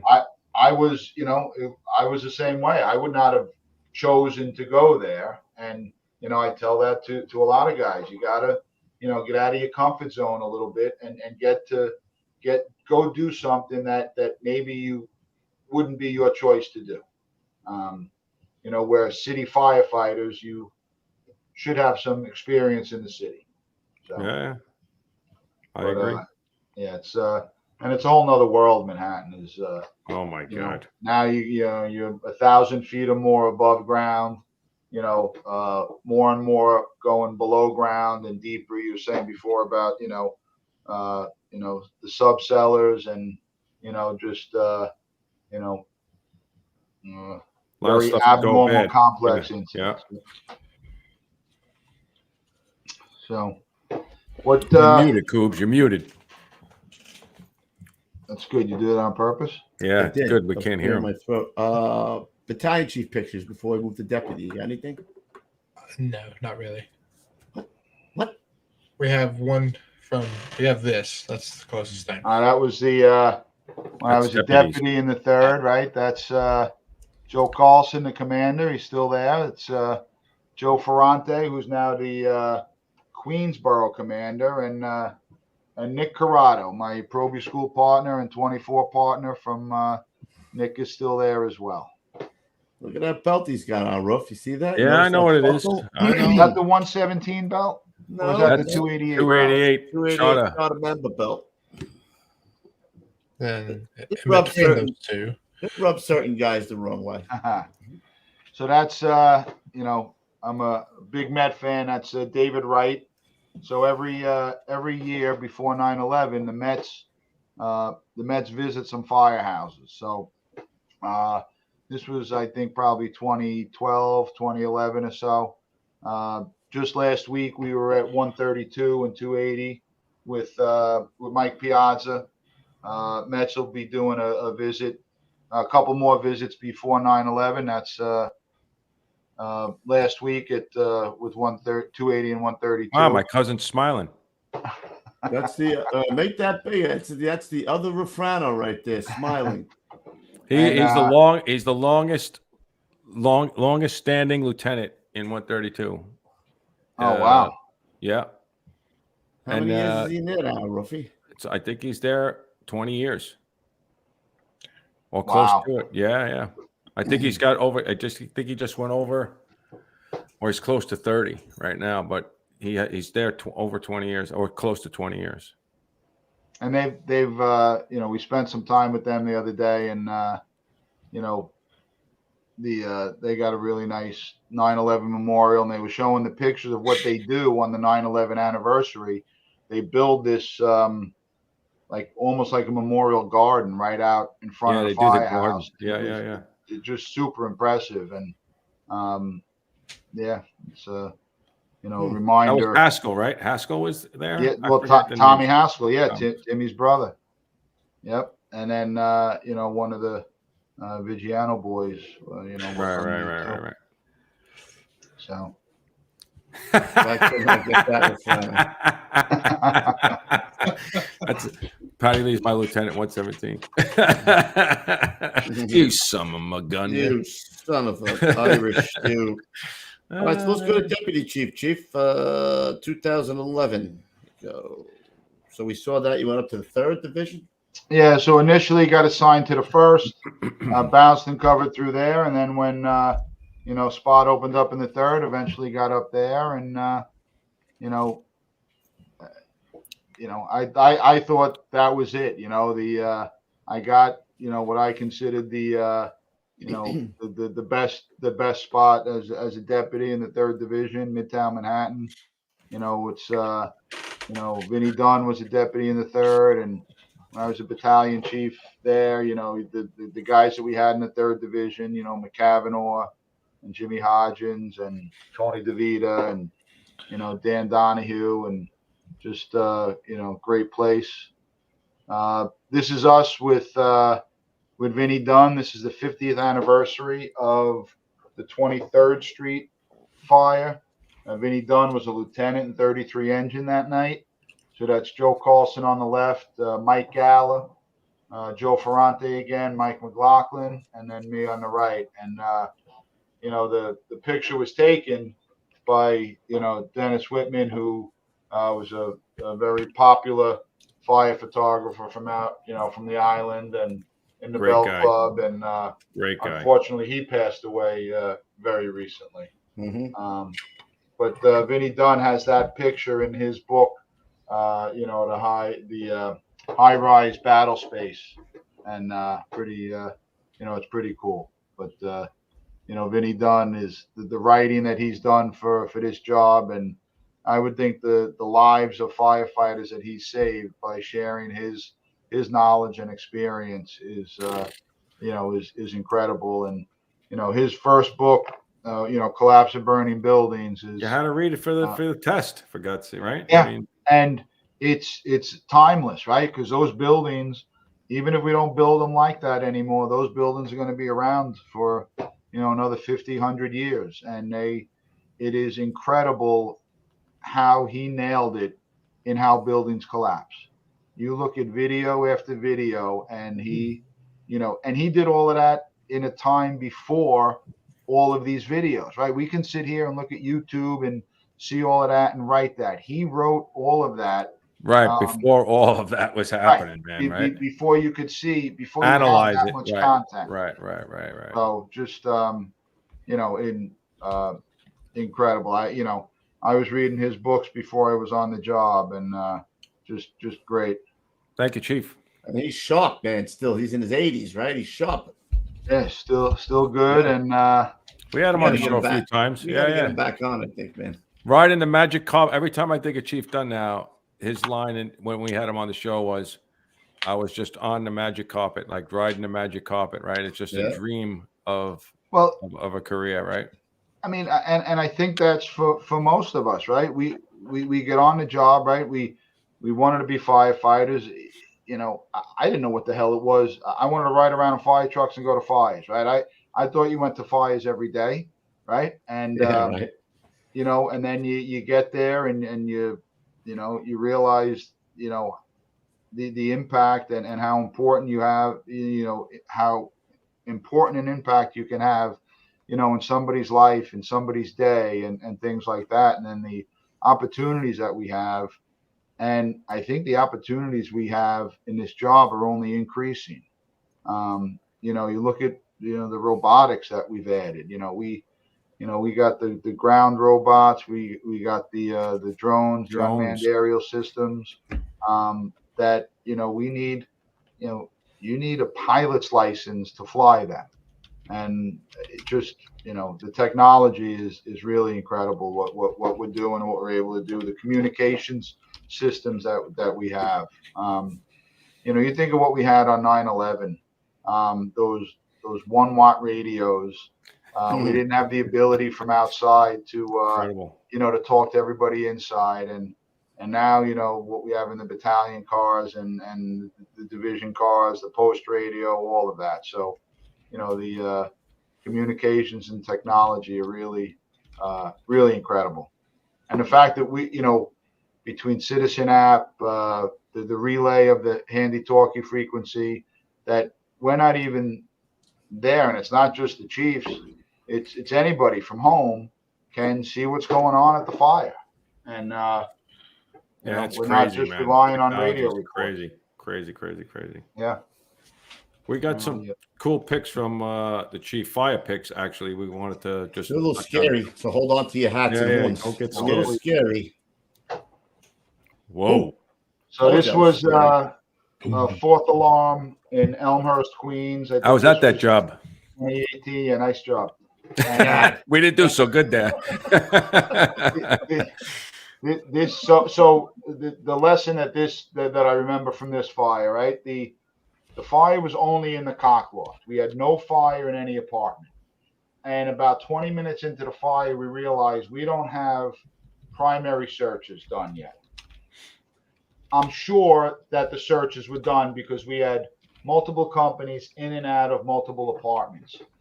We spent the first 20, 30 minutes trying to define the parameters of the fire, what apartments it was under, you know, what apartments it was over.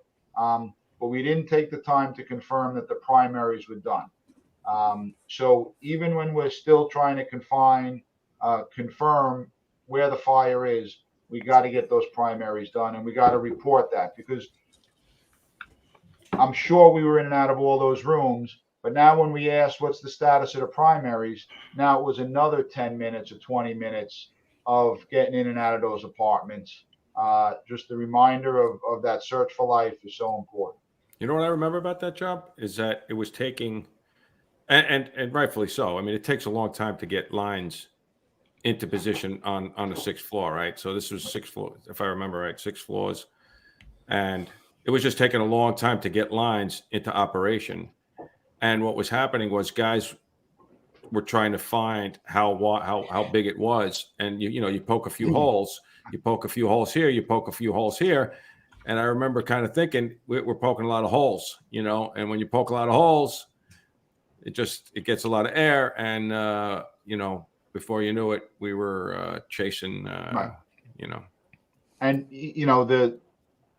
I don't remember. I know we eventually got the cockloft nozzle up there, but I don't think it had too much of I think we've got it up there a little bit too late. I'm a big fan of the cockloft nozzle because it really does put the water where we need it.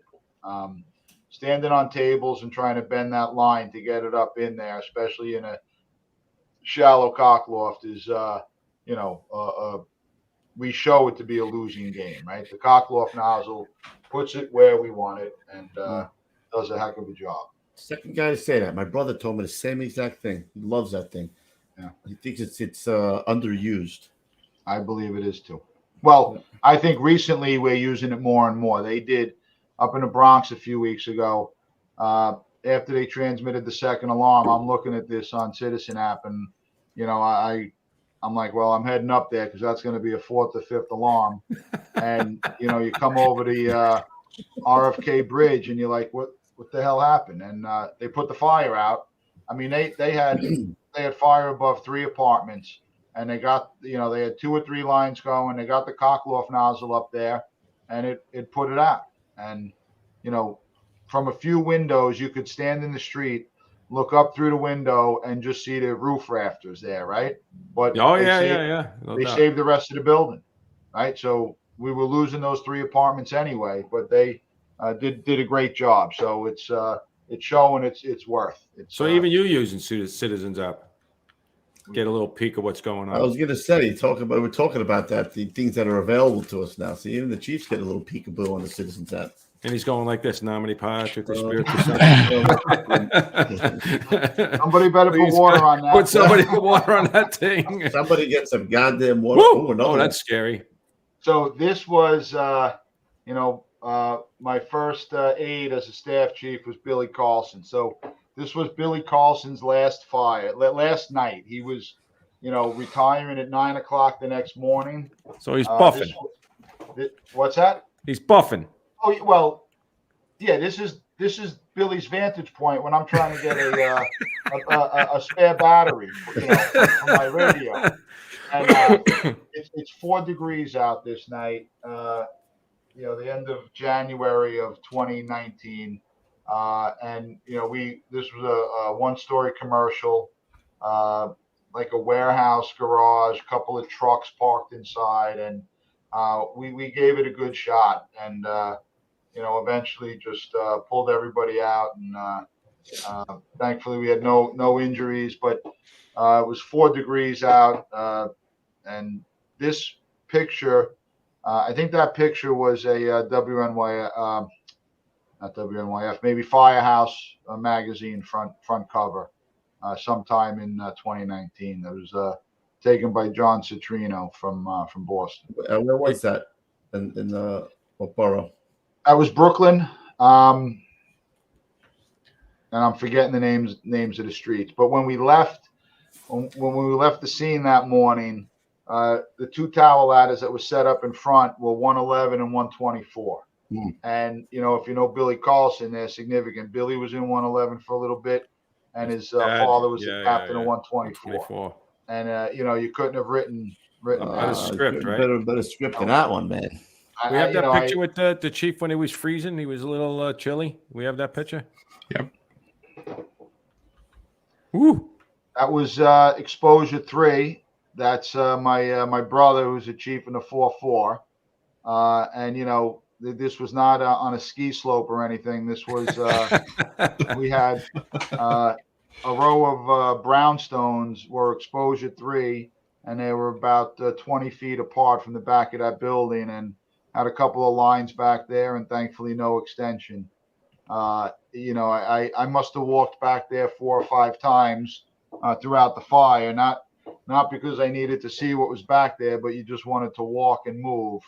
Otherwise you were freezing. But one of the colder days that we've had. Coobs, you remember that night, right? You were out there. I was underneath my covers, bro. Toasty warm, what I know, bro. I might have been having a nightmare about that. All the time, Chief. It don't suck. And it's funny because I joked with Billy saying, at 9 o'clock you're retired. So if we're out past 9 o'clock, no OT for you, kid. That's it. No OT, and you can't drive the car. You're retired. So I made him, walk back to headquarters. Yeah, he should. Sit in the back seat. Wasn't too happy about that, but Billy gets over it. Billy's that's funny stuff. What else we got there, Tankamus? What others? You got any other fire stuff? We got a couple. Yeah. You got the one of Billy with the signboard that he got? Yes. This? So this was a couple of hours after that fire. This was what Billy got for the office as a retirement gift, and I still have that in my office now. And, Billy and I were in proby school together. And, he spent the last year or so, driving me, and we had a great time. It's, if you know anything about Billy, him and his dad, just have great stories of growing up and going to fires and buffing. 3-2 in the Carlsons. That's right. That's a great line. 3-2. Look at this guy. He's I doing tell you our right work now, for us. there's a lot of guys love the job, right? I mean, we've met a lot of guys who love the job, but there's a few guys that they're just a notch above that. Yeah. And he's one of those guys. There's no doubt about it. Keith Nicolello, those guys are just a little above the whole spectrum of guys who love the job. Francis Lieb too, another guy who loves the job. So look, you got that picture of Chief Lieb? Oh yeah, I do. Right here. Congratulations to Chief Lieb. This was a couple of weeks ago in Kansas City at the International Association of Fire Chiefs, their Fire Rescue International Conference. The chief received an award, a safety award, from them, and that's obviously Chief Lieb and Chief that other guy, retired chief of department, and it's quite an honor, and that's on behalf of all the work he's done to keep firefighters safe and to learn and spread the good word, and what he's done with the FDNY and across the country with fire safety and education. So great work, Frank. I told you he could be a replacement, Ruffy. If he's handsome, look at him, loves the job. He's funny too. I heard that. I don't know if I've actually seen it, but I've heard it. He's got good hair. Good hair. Funny how? Funny how? Like I'm a clown? Like I'm here to a clown? This is what Louis would tell if he tried to take his seat. I'll go home and get your fucking shot. So he segued for us. So you went to Special Ops. You promoted the deputy assistant chief. And you took the reins of Special Ops. Chief of Special Operations Command, and it probably took me 2 years to figure out what was going on. I, being a lieutenant and a captain in SOC, and getting promoted out of there, I bounced and covered as a battalion chief. Worked in the rescue battalion a little bit and the hazmat battalion, but as a deputy, for those 6 years or so, really didn't know how much they had expanded, and it was very pleasantly surprised how big SOC had become with the Marine Division, Marine Battalion, and a huge learning curve of realizing the how much was there and how much we were kind of responsible for. But it was that was great. Incredible people, always looking to learn and do more. Can't say enough for how great everybody was there that treated me well and took care of it. And you have to stop people from working. Everybody's volunteering to do more, to learn more, and that's an incredible thing. That's how the job is still great, right? Recurring theme all the time, no matter what spot, no matter where you are. People want to do more than what they're doing. They want to do more, and like the Marine Division was, just incredible with the difference. When Louis, I don't know if you covered that much when you were back in 288, or maybe it was already separate. But when I was a lieutenant and captain, we covered the fire boats, and they were these big old things that right. And then we got these new state-of-the-art fire boats. I know where you're going. Yeah, no doubt about it. We got the big ones. We got these smaller ones. It's the good luck. And the guys are legit now. I mean, legit. Good luck trying to get into the Marine Division. Right? Like we have that summer boat program. Oh my God! You would have thought Which they were is- giving out $1 million coupons or something, which man. is Holy as mackerel. legit a selection process as there is. And you know, every now and then you still get somebody that thinks it might be done a different way. Hey, I got to get this guy here. Okay, have him fill out the application, go down and test. Yeah, If he yeah. makes the cut, he makes the cut. Those No, guys, you don't- I have to say, out of every, program we have, those guys I feel make the biggest difference Absolutely. in the summer. I don't know how if they're doing it all the time now, or if it's still a couple of month thing. We have the three, we call them seasonal boats, right? They go from May to the end of October, and they are out there every day. Those guys make the biggest difference, and they are pulling people out of the water. No doubt about it. We had a guy go to Medal Day and then wind up going to the White House, got one of the public safety medals of valor. If you remember a couple of years ago, we had a ferry that run aground in like an inlet off Bushwick, up off the East River. At that same time, Marine 8, which is the seasonal boat off Staten Island, they respond to a call for a boat taking on water. And they get out there and they can see the boat is sinking.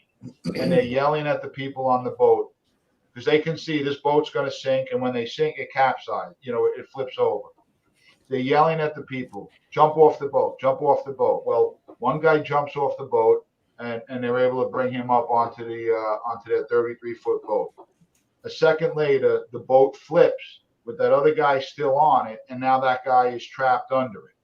One of our firefighters, Thornton from Detail from 108, has the whole setup on, right? He's got his rescue swimmer tethered, the exposure suit that keeps you up. But he's not going to be able to get under the boat with that because it's intended to keep you at the surface. So he quickly takes that off. Oh my God! Jumps in under the boat and comes back out with him. Wow! And, wow! Like now, think of the risk, right? We do our meritorious acts based on the risk. Extreme risk, right? Right. I mean, he got a class 3 for that, but wow. Talk about risk. There were no other fireboats coming for a while because they're all up at this. TA is 3 hours and 17 minutes. I used to laugh all the time. Yeah, we got an outgoing tide. But and that's you look almost every medal day. Those guys do well, man. Seasonal boats is getting something. They are saving lives. They found people clinging to buoys. They found people after searching for hours, adrift in places. So it's Coop, do you ever see that boat? It's got these 3 huge engines on it. It's like a torpedo, man. When they're out there, it's a freaking torpedo, man. They got Trip 300s on them. It's incredible. One of the fastest things in the harbor. And oh my God! Very talented and experienced operators. So it's So that was that was new to me, right? When I became the chief of SOC and the capabilities of hazmat, even rescue, what we're doing at rescue school, and we got out at the fire academy. One of the things I was pretty happy that we were able to do is we got a plane, right? An airplane as a training prop out there, and you get a phone call about a plane at JFK that they want to give us, and so we start thinking about it, and we're thinking, we can throw that thing on the back of a truck in the middle of the night and drive it up to Van Wyck, and then you realize how big it is, and we're worried about hitting overpasses and logistics, right? Crazy. Yeah. So the Fire Foundation, incredible supporters of the job of the department. Fire Foundation was able to to take care of getting that transported up, and Frank Lieb was the chief of the Fire Academy at the time, and a big advocate, right? Even if even a cargo plane is always going to have somebody in it, that's always going to be a pilot. So And we've had those type of emergencies in and around the city. So we want to train all our people for it. We got the shipboard firefighting simulator out there. We got the subway simulator. We have the Ray Downey all hazards, disaster training simulator, and we want all our people prepared. And Kevin was saying I was breaking his chops before about just a firefighter, but just a firefighter does incredible things. We get the daily report every day about the fires the night before, and meritorious acts, and when we're removing civilians, and these are just firefighters that are doing incredible acts of bravery Actually, day in and day out. not to even cut you off, but it was Captain. Now it's gonna freaking Calamari texted me the other day. 120 made a couple of grabs too. I think saved a few lives. I think they had 2 or 3 1045s. So he just sent something to, he always reaches out to me with a text or something or an email. And there's a guy who's retired 10 years. I don't even know, maybe more than that. And it's still right. So the job, I think the job he's talking about were the kids that were left alone, right? 11th floor of a project. So we talk about recovery time, and that's the time from receipt of alarm till we have the victims in hand. So these kids were home alone on the 11th floor. Our recovery time was like 8 minutes, 9 minutes, and 10 minutes. So think of that, right? You're in the firehouse, 11th floor, and it's already a minute by the time we get the run. You get on the rig, you respond, you get to the scene, you get off the rig, you get in the building, you get upstairs. That we had those kids that fast. I believe one was behind the door, one was in the kitchen, and there was maybe one in the bedroom. And that we get them out of the building, we get them down to the street. Our guys are, doing rescue breathing, compressions, getting them to EMS, and our EMS is just incredible with fire victims. They able to treat them and get them to the hospital, and hopefully those kids are going to completely recover thanks to the great work our people do. It really makes a difference.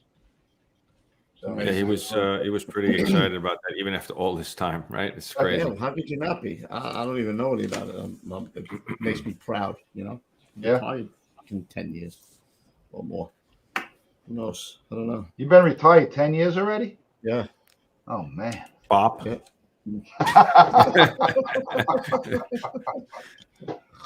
It's very nice having this conversation just between us four. It's pretty cool. Del Boca Vista crew. It's pretty cool to you. Think about being me. It's really cool to me. Come on. I was gonna say, who took your spot? Malcolm Moore? So Malcolm Moore is the chief of SOC. Right. Yeah, so you know what? I didn't give you the picture, but the setup Malcolm has in the back of his car, he's got a couple lengths of hose too. So in case he gets in before anybody else, he can hook up to the hydrant and take the line in too. Nice. But yeah, Malcolm. Is that frowned upon? What's that? Is that frowned upon? That's awesome. Yeah, Malcolm, he was the chief of rescue ops, and yeah, we think alike on an awful lot of things, and just likes going to fires, right? And I think we all do. And Malcolm gets into fires pretty quick, and has an impact. So it's the fire we had down in 311 in Southeast Queens, where Lieutenant Schulman from 311 was pinned under the roof, right? That's the one that Rescue 4 and 270 got the medal for. About 20 minutes into a taxpayer fire, 311 takes the line in a back door, and they're in there a few feet, and the roof collapses on them. The nozzle and the backup get out. I think one of the other firefighters might have been lightly trapped, but the lieutenant is completely trapped. and Chief Moore was there pretty quickly, and Danny Brown was a deputy in the 13th Division, and this was one of those things that everything went right, and I think it was within 10 minutes or so we had located them and sawzalls and cutting up roofing material and got him out and saved his life. It was very, very positive, and that where things things went bad and then things went right for us. And again, those incredible acts of bravery that all that smoke, they couldn't see the condition around them. They didn't know if there was going to be more more parts of the building falling on them. We didn't know the condition of the cellar. We didn't know, if that cellar is going to fall in, and just incredible work, and time and again, that's what our people do. It really is, very impressive work that our folks do. Mm-hmm. Very, very humbling. All right, so let's go to May 2020. Get promoted to assistant chief. So that was right at the height of COVID. The most depressing promotion ceremony ever, right? We're at the Rock. That area between the two buildings, where the probies do PT. Yep. Yeah. Right? Yeah. So got a tent up or something. so this tent up there now. The chairs are 6 feet apart. We're sitting there. We got masks on. He's not there. And I mean, it was, oh my goodness, like getting promoted in this job is great, right? Promotion days. The only thing better than promotion days are proby graduations, and we just had a proby graduation this week. And you see these kids, call them kids, are in their 20s and 30s, but they got their whole career looking forward to, and they're so eager and ready to go. So just a great day. But promotions are great days also, because you get that, you get the loud crowd, and companies trying to cheer louder than others. Yeah, then the other one. Yeah. The signs. Everybody's got the signs and everything. So, right. And now you go, and we're promoting a bunch of chiefs, and it's just I couldn't wait to get out of there fast enough, right? It's like, but and that was we were dealing with it, right? May of 2020, it was still still a lot going on with COVID, and that was actually the first little party we had at the house since COVID started. We had about 10 people here at on the deck. It's great to get promoted, but you wish it was better, better circumstances. So for those guys who don't know, assistant chief is what?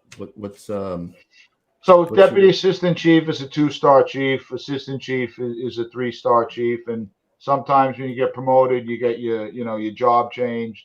I was fortunate enough to stay as the chief of special operations, and that's why I never asked to get promoted, because I didn't want them to change my job. I'd rather. So you got promoted to assistant chief, but you were still in charge of SOC. Right. Oh, that's even better. It was, He knows how to do it. Yeah, of course he does. Would have done that as a deputy. That was a great job. You had the best trained people working for you. It was great. So are those still? Go ahead, Kev. Me and Louis say this all the time. Like, it's the only job where we ask to do more. Like, you never hear a garbage man say, "Hey, you know what, boss? I'm going to go down one more block and pick up another block of trash." Right? But you hear guys all the time. "Oh, we're available. We'll take that in." Well, and not just that you're going to go do one more block, but I'm going to race the other guy. Yeah, and I want to beat him to that other block. Yeah. And thankfully we're that competitive part of us, you just can't get rid of. It's and I think that's what makes makes this job what it is. That you've got people that will crawl over others to do to get in there and do the job, and just controlling that and making sense of it is the challenge. So What were you gonna say, Tank? Go ahead. So, Chief, once you get to that level, is it still tests to promote up, or is it a different everything? avenue? Getting to deputy is a test, right? And then everything above deputy is appointed. Gotcha. So deputy is the civil service rank. Everything above that is appointed. So your last promotion in 22 was the chief of operations. Now I know you're not in SOC anymore. Give me the chief of operations job. Chief of fire operations, and that's promotion day. That's my brother again on the right, my parents, my wife, and my 3 boys. That was a great day. That was at the Rock. A lot of people, a lot of noise, a lot of cheering. That was that was a great day. The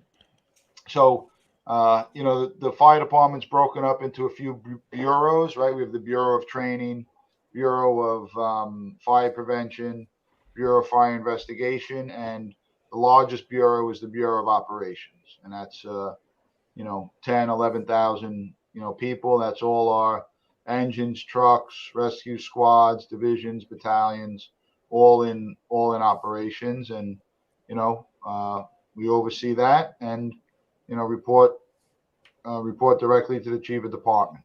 And so just about everything that touches the fire department somehow touches operations. And, as the chief of SOC, my office was right next door to the chief of operations. And, when John Sudnick was there, and then Tommy Richardson and Jack Hodgins, and you thought you had an idea of what went on in that office. Yeah, then you got it. Right, we'd see each other, every day, and you'd talk about a few things, because I reported as the chief of SOC. I reported to the chief of operations, and I'm only seeing my little world, and my little world was, I don't know, 2%, 3% of all of what the chief of operations does. So that too is a huge eye opener of how much that we deal with. But it's keep the machine going, and it's. Do you ever reach out to any of those retired guys, those old chiefs that were in your position, to see maybe what they, what do they certainly think? Not Bob Sweeney, I can tell you that. Well, Sweeney told me to lose his number, so.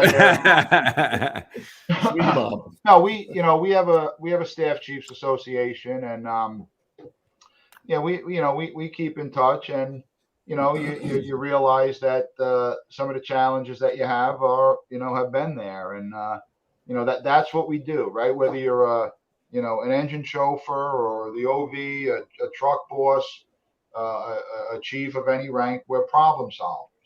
And think of that, right? We get promoted based on knowing procedures, as if we know everything, right? Where does the OV go for a second floor fire and an old lieutenant? When do we ever know all of that stuff, right? So, but we're problem solvers. We have to, with limited, and this goes down to Kevin's just firefighters, right? With limited information, we have to figure something out and get it done. And that's, I was an engine chauffeur, right? I drove, when I was in 324 and 47. It's a lonely feeling when everybody gets off the rig and goes in the building, and you're out there and you got to get them water, and now you start hitting a couple of problems. And so you learn very quickly to be a problem solver, and right up to being a chief. And that's really where we all make our money, is solving these, unique calls, right? Yeah. All right, I'm in the office a few weeks ago, and I hear Anthony Pascacello in the 9th Battalion say, 20 after 7 in the morning. We got a 1075. We got fire from a tower crane. Oh my God!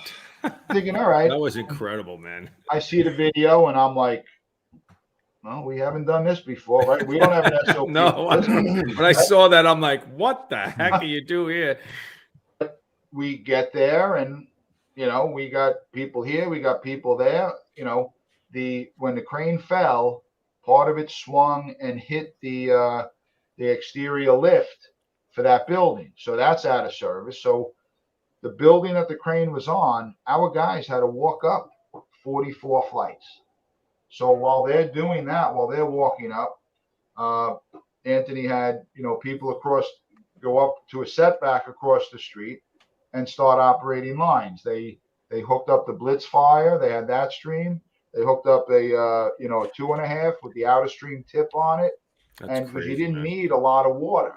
And if you look at the videos, the wind is moving the stream. So as but fire went out. We used the drones to be able to look and see that we put the fire out. Because even when they got up to that building, the tower crane is set back off the building, and it's about 40 feet above the upper deck. So, but whatever that situation, and Lou, you might have been working for this years ago, maybe not years ago, but at that sanitation garage, right? When that sanitation truck, four floors up, comes through the side of the building. We don't have an SOP for that, but we take our principles and we apply it to that situation. And that's Chief John was the boss at that.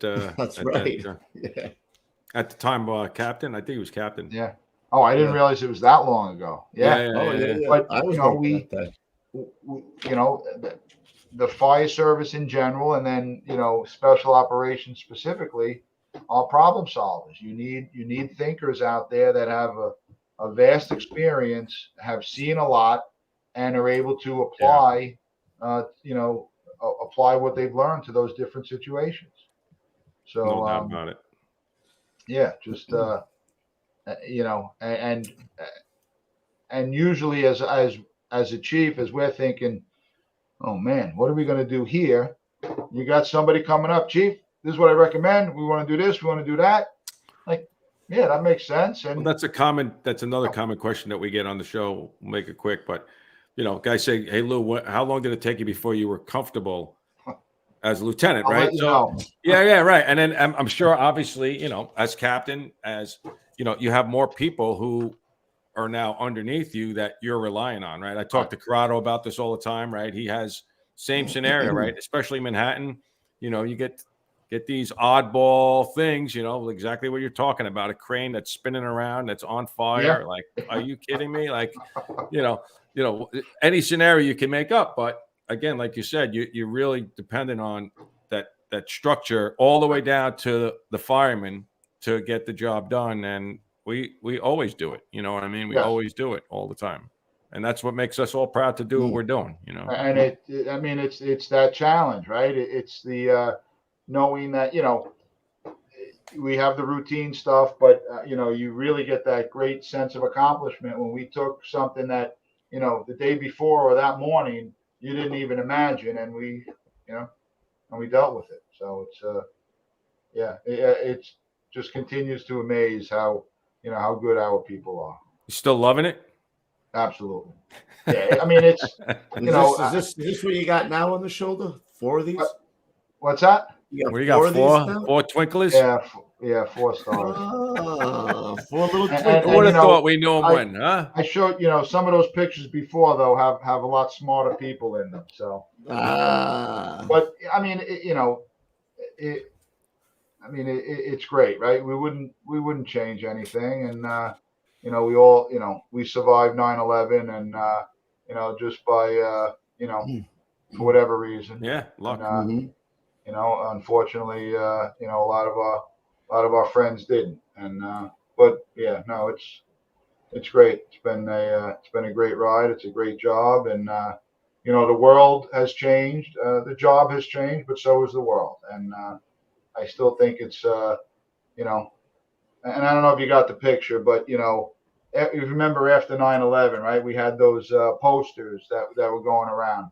Still the greatest job on earth. Greatest job on earth. Something like that. I don't know if no, I still have it through to you, but it's it's honored to do it, and we love it. We love the people. Is there, we say it's a family, right? And it really is. And it's one thing to say that, and it's another thing. It gets tough at times to show it, but you really have to you know, to mean it, you really got to show it. And then sometimes that means, you know, treating everybody like family and, you know, realizing the tough situations that people are in. But it's great.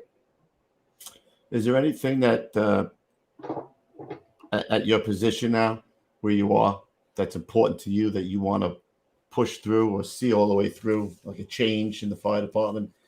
Anything that's really important to you? You know. I mean, yeah, there are a couple of things. That's a great question. Wasn't expecting that from you. Louis, maybe, but not. Don't get out of this rig. I'm gonna take my shots when I can. Yeah, you know, and we're working on this with safety, and it's the you know, the reduction of exposure to fireground contaminants, right? So around the world, we're realizing that our bunker gear and exposure to fireground contaminants is dangerous, and I think you can make the argument that it's killing us. So we are working, and we're going to be pushing forward, and it's going to be a slow process because we want to get it right. Of, you know, on-scene decon after you come out of a fire, washing the bunker gear after an exposure. You know, because dirty bunker gear, we know it's not good for us. So if we can get that, and we can get the procedure done right, without companies being out of service, and that's a goal that I would love us to be able to you know, to achieve, because we know around the country and around the world, a lot of people look at what the FDNY does. And if we are able to solve that, you know, for our folks around the world, around the country, people would be able to do that. And you think of the lives that would save, the impact that would save, the number of people that would not be sick.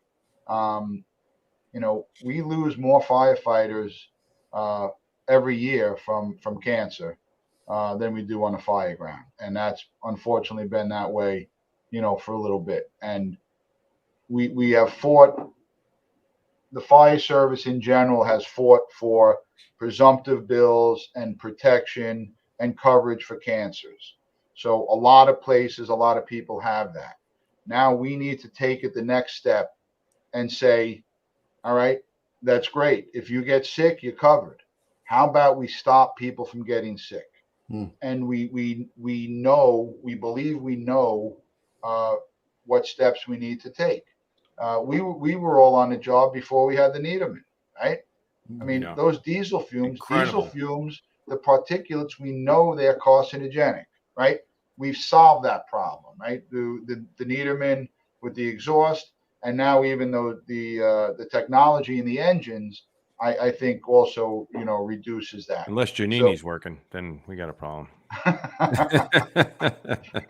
But so that's, you know, it's hard stuff, right? It's a challenge, but I think we can do it, because I think our families want it. I think our parents would want it. I think our kids would want it. And I think our spouses would want it. And we want it for each other, right? I mean, we still going to 9/11 funerals, right? We're getting up to, we're very close to the 343rd. Topping the actual number, right? And that's, you know, it's heartbreaking. We go to these funerals for our, you know, brothers and sisters that, you know, have died, and it's, you know, we need to take steps to stop that. And you know, in the next you know, probably 6 or 7 weeks, we're going to start this rollout as a pilot program. And we're, you know, the message is it's to save our lives. So you know what? That's a great segue, Tank, for the First Responders Center for Excellence is a not-for-profit organization dedicated to protecting the lives and livelihoods of first responders. Their education and research initiatives aim to bring greater awareness and understanding the challenges to the health, safety, and well-being of firefighters, EMS personnel, and other first responders too. They are an affiliate of the National Fallen Firefighter Foundation.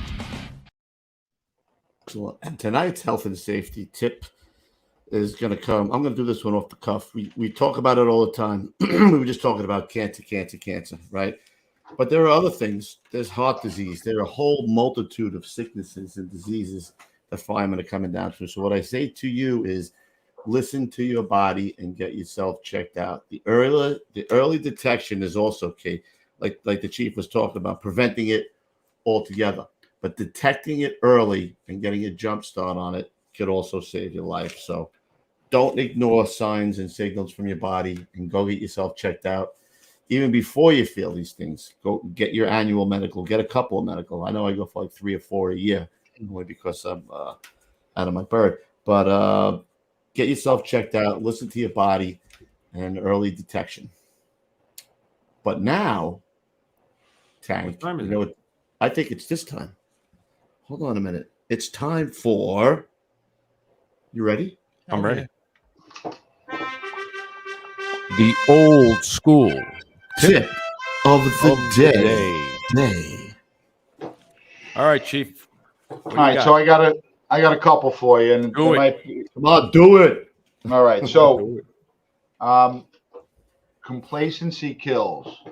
I don't know if I would imagine maybe some other people have talked about this, but Andy Fredericks, who I worked with in Squad 18, who I thought the world of. He taught a lot, he wrote a lot, and he's got this quote of there was a battalion I worked in that they had it on the wall saying that when the garbage man pulls around the corner and sees a load of garbage, he doesn't get excited, right? So when we pull around the corner and we're going to some place that people told us it was on fire, we shouldn't get too excited as well. But you need to be ready. So complacency kills. Make sure that you have the right PPE.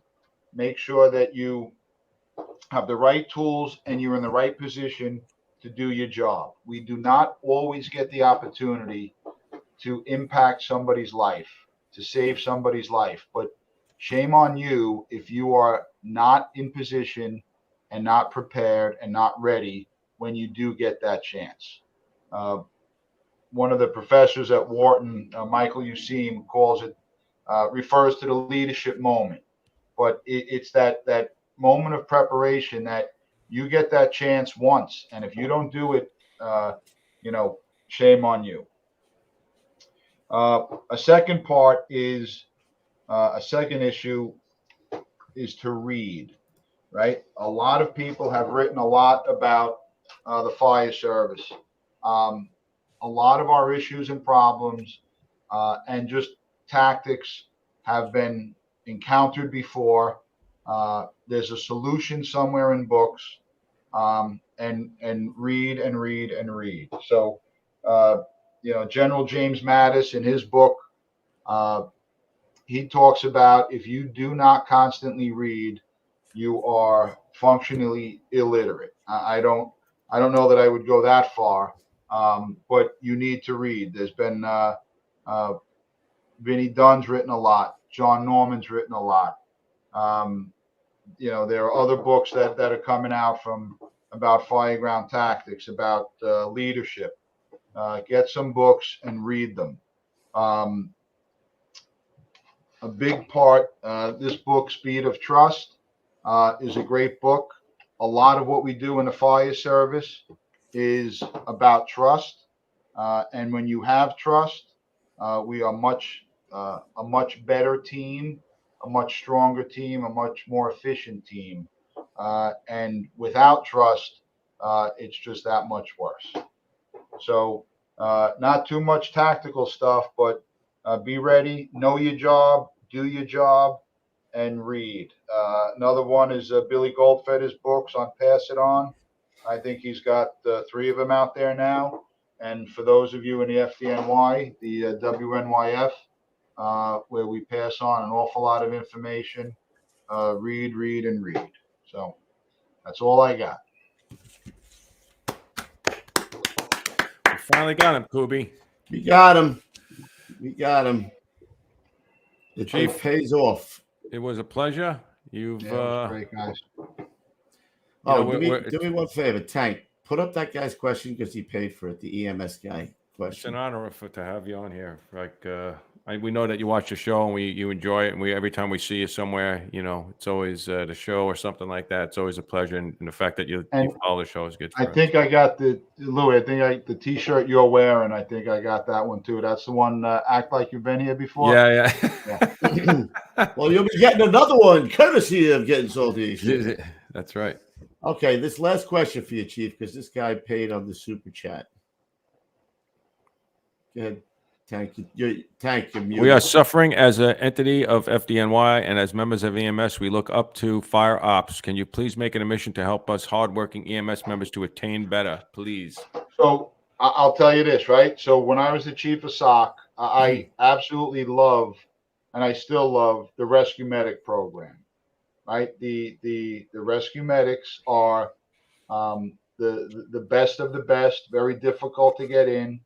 We have trained them. They have been trained to operate in the marine environment, on our fireboats, in collapses, confined space, firefighter rescue. Just incredible. I get his question and his issue, and maybe we have a group or a committee that we put together that looks at that looks at ways to to integrate a little bit better. But our folks in EMS do an incredible job, a very difficult job. But aside from taking a look, I don't, We got you. I'm not sure. Not to discredit this person, but EMS and fire, obviously we work together, and I've done both full time. They're two different worlds, and it's always going to be a work in progress, and sometimes it just takes more than one or two people trying to make that progress. But EMS has its own different challenges and its own different things that the fire department are just a little bit different in. And like I said, just a work in progress, a little bit of patience goes a long way. I like it, Tankamus. Make them Cool. trying to make progress and move forward. I'm muted. Chief, do you have any other shout outs before we go? I probably do. I don't know. Let's see. Any Tank? Any other pictures? What pictures did we not put up yet? Well, let's see. Got that. Got your family here on the 20th anniversary of 9/11. 20th anniversary of 9/11 at Squad 18. At this picture right here. Mikey Eruzione. Mike Eruzione. Ask some of the young kids who Eruzione is. And right here. Oh, there he is. Murph, the man. John Cirillo and Billy Murphy. Johnny boy. Rescue 1 and Rescue 3. I wonder if he's taking his bicycle into Manhattan. Probably. He does, yeah. And other than that, Chief, it's just some shots of you on scene. No, that's all right. Yeah, no, it's this was great. I hope I didn't bore you too much. No. It's always good to look into the guys that we were with that now are running the place, Very interesting. Well, everybody else left, so you guys left. He said somebody's got to stay quit. in the house. Someone's got to do something. How much time you have now? 30 what? 32. Nice. 32. Right. But he got on when he was a young pup, so he can go a while, April bro. was 32, yeah. So it's you can do 40? You can get to 40? I ain't done 40. You know what, Ruff? Chief of Department's next. Then we can have him on when he's Chief of Department. All right. 22 more minutes for a 3-hour show. Who is that guy? That's Lieb. Lieb, who is he? Now, is next week, Lieb's, bi-weekly or bi-monthly? However, actually, I just penciled them in for October 16th. Volume 5. I better be off that day. I'll be mad. Got a lot of fire stories, Chief, He's a busy guy. We'll see him at Firehouse Magazine Expo. Are you going to Columbus? No. I was. He's got a job to do, bro. He's busy. I was at FRI in Kansas City. That was good. And Firehouse and fire engineering I haven't been to. I'm doing something in. Leaves on the payroll. Chief Daly said leaves on the payroll. Yep. You know it. That's funny. We do have one shout out, unfortunately, tonight. Tank, we did lose a member line of duty in Chicago, I believe. Yes. Lieutenant Kevin Ward from Truck 9 passed away from injuries sustained at a basement fire. All right. Line of duty death. We give him the 5 bells, of course.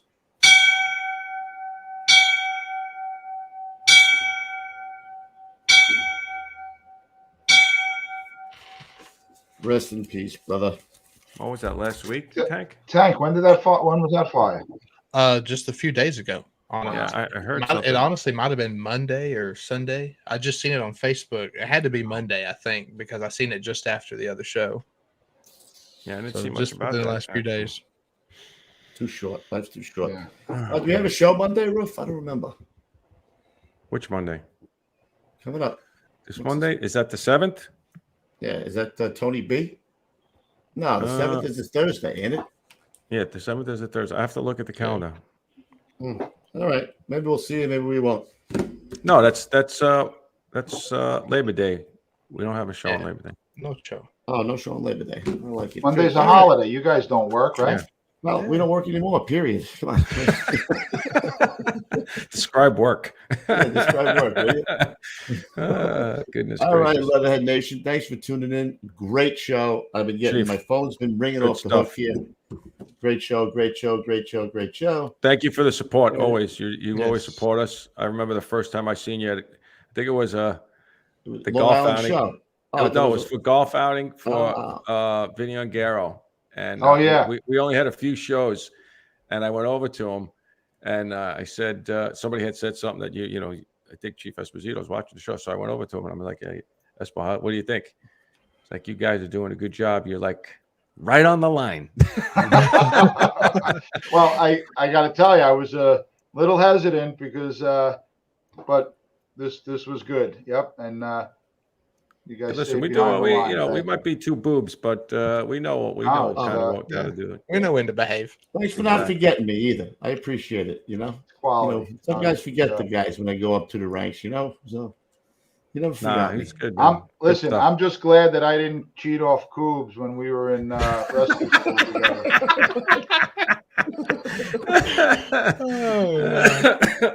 That's funny. Good stuff. See, he's funny too. You know what I'm saying? He's funnier than Leap. Who? Who? Exactly. What? All right, guys. We'll see you next Thursday, not Monday. Everybody have a great Labor Day. Chief, thanks for coming on. We'll talk to you when you're chief of department, which will be real soon. Is when I'm getting a little tickle. He's like, nope, I'm not going to do it. Nope. All right. Until then, It's about time, right? ladies and gentlemen, stay low and go. All right, everybody. We'll see you at the big one. Thanks again, Chief. Have a Chief, great night, guys. honor and a pleasure. Thank you. Everybody, much love. See you on the fire floor.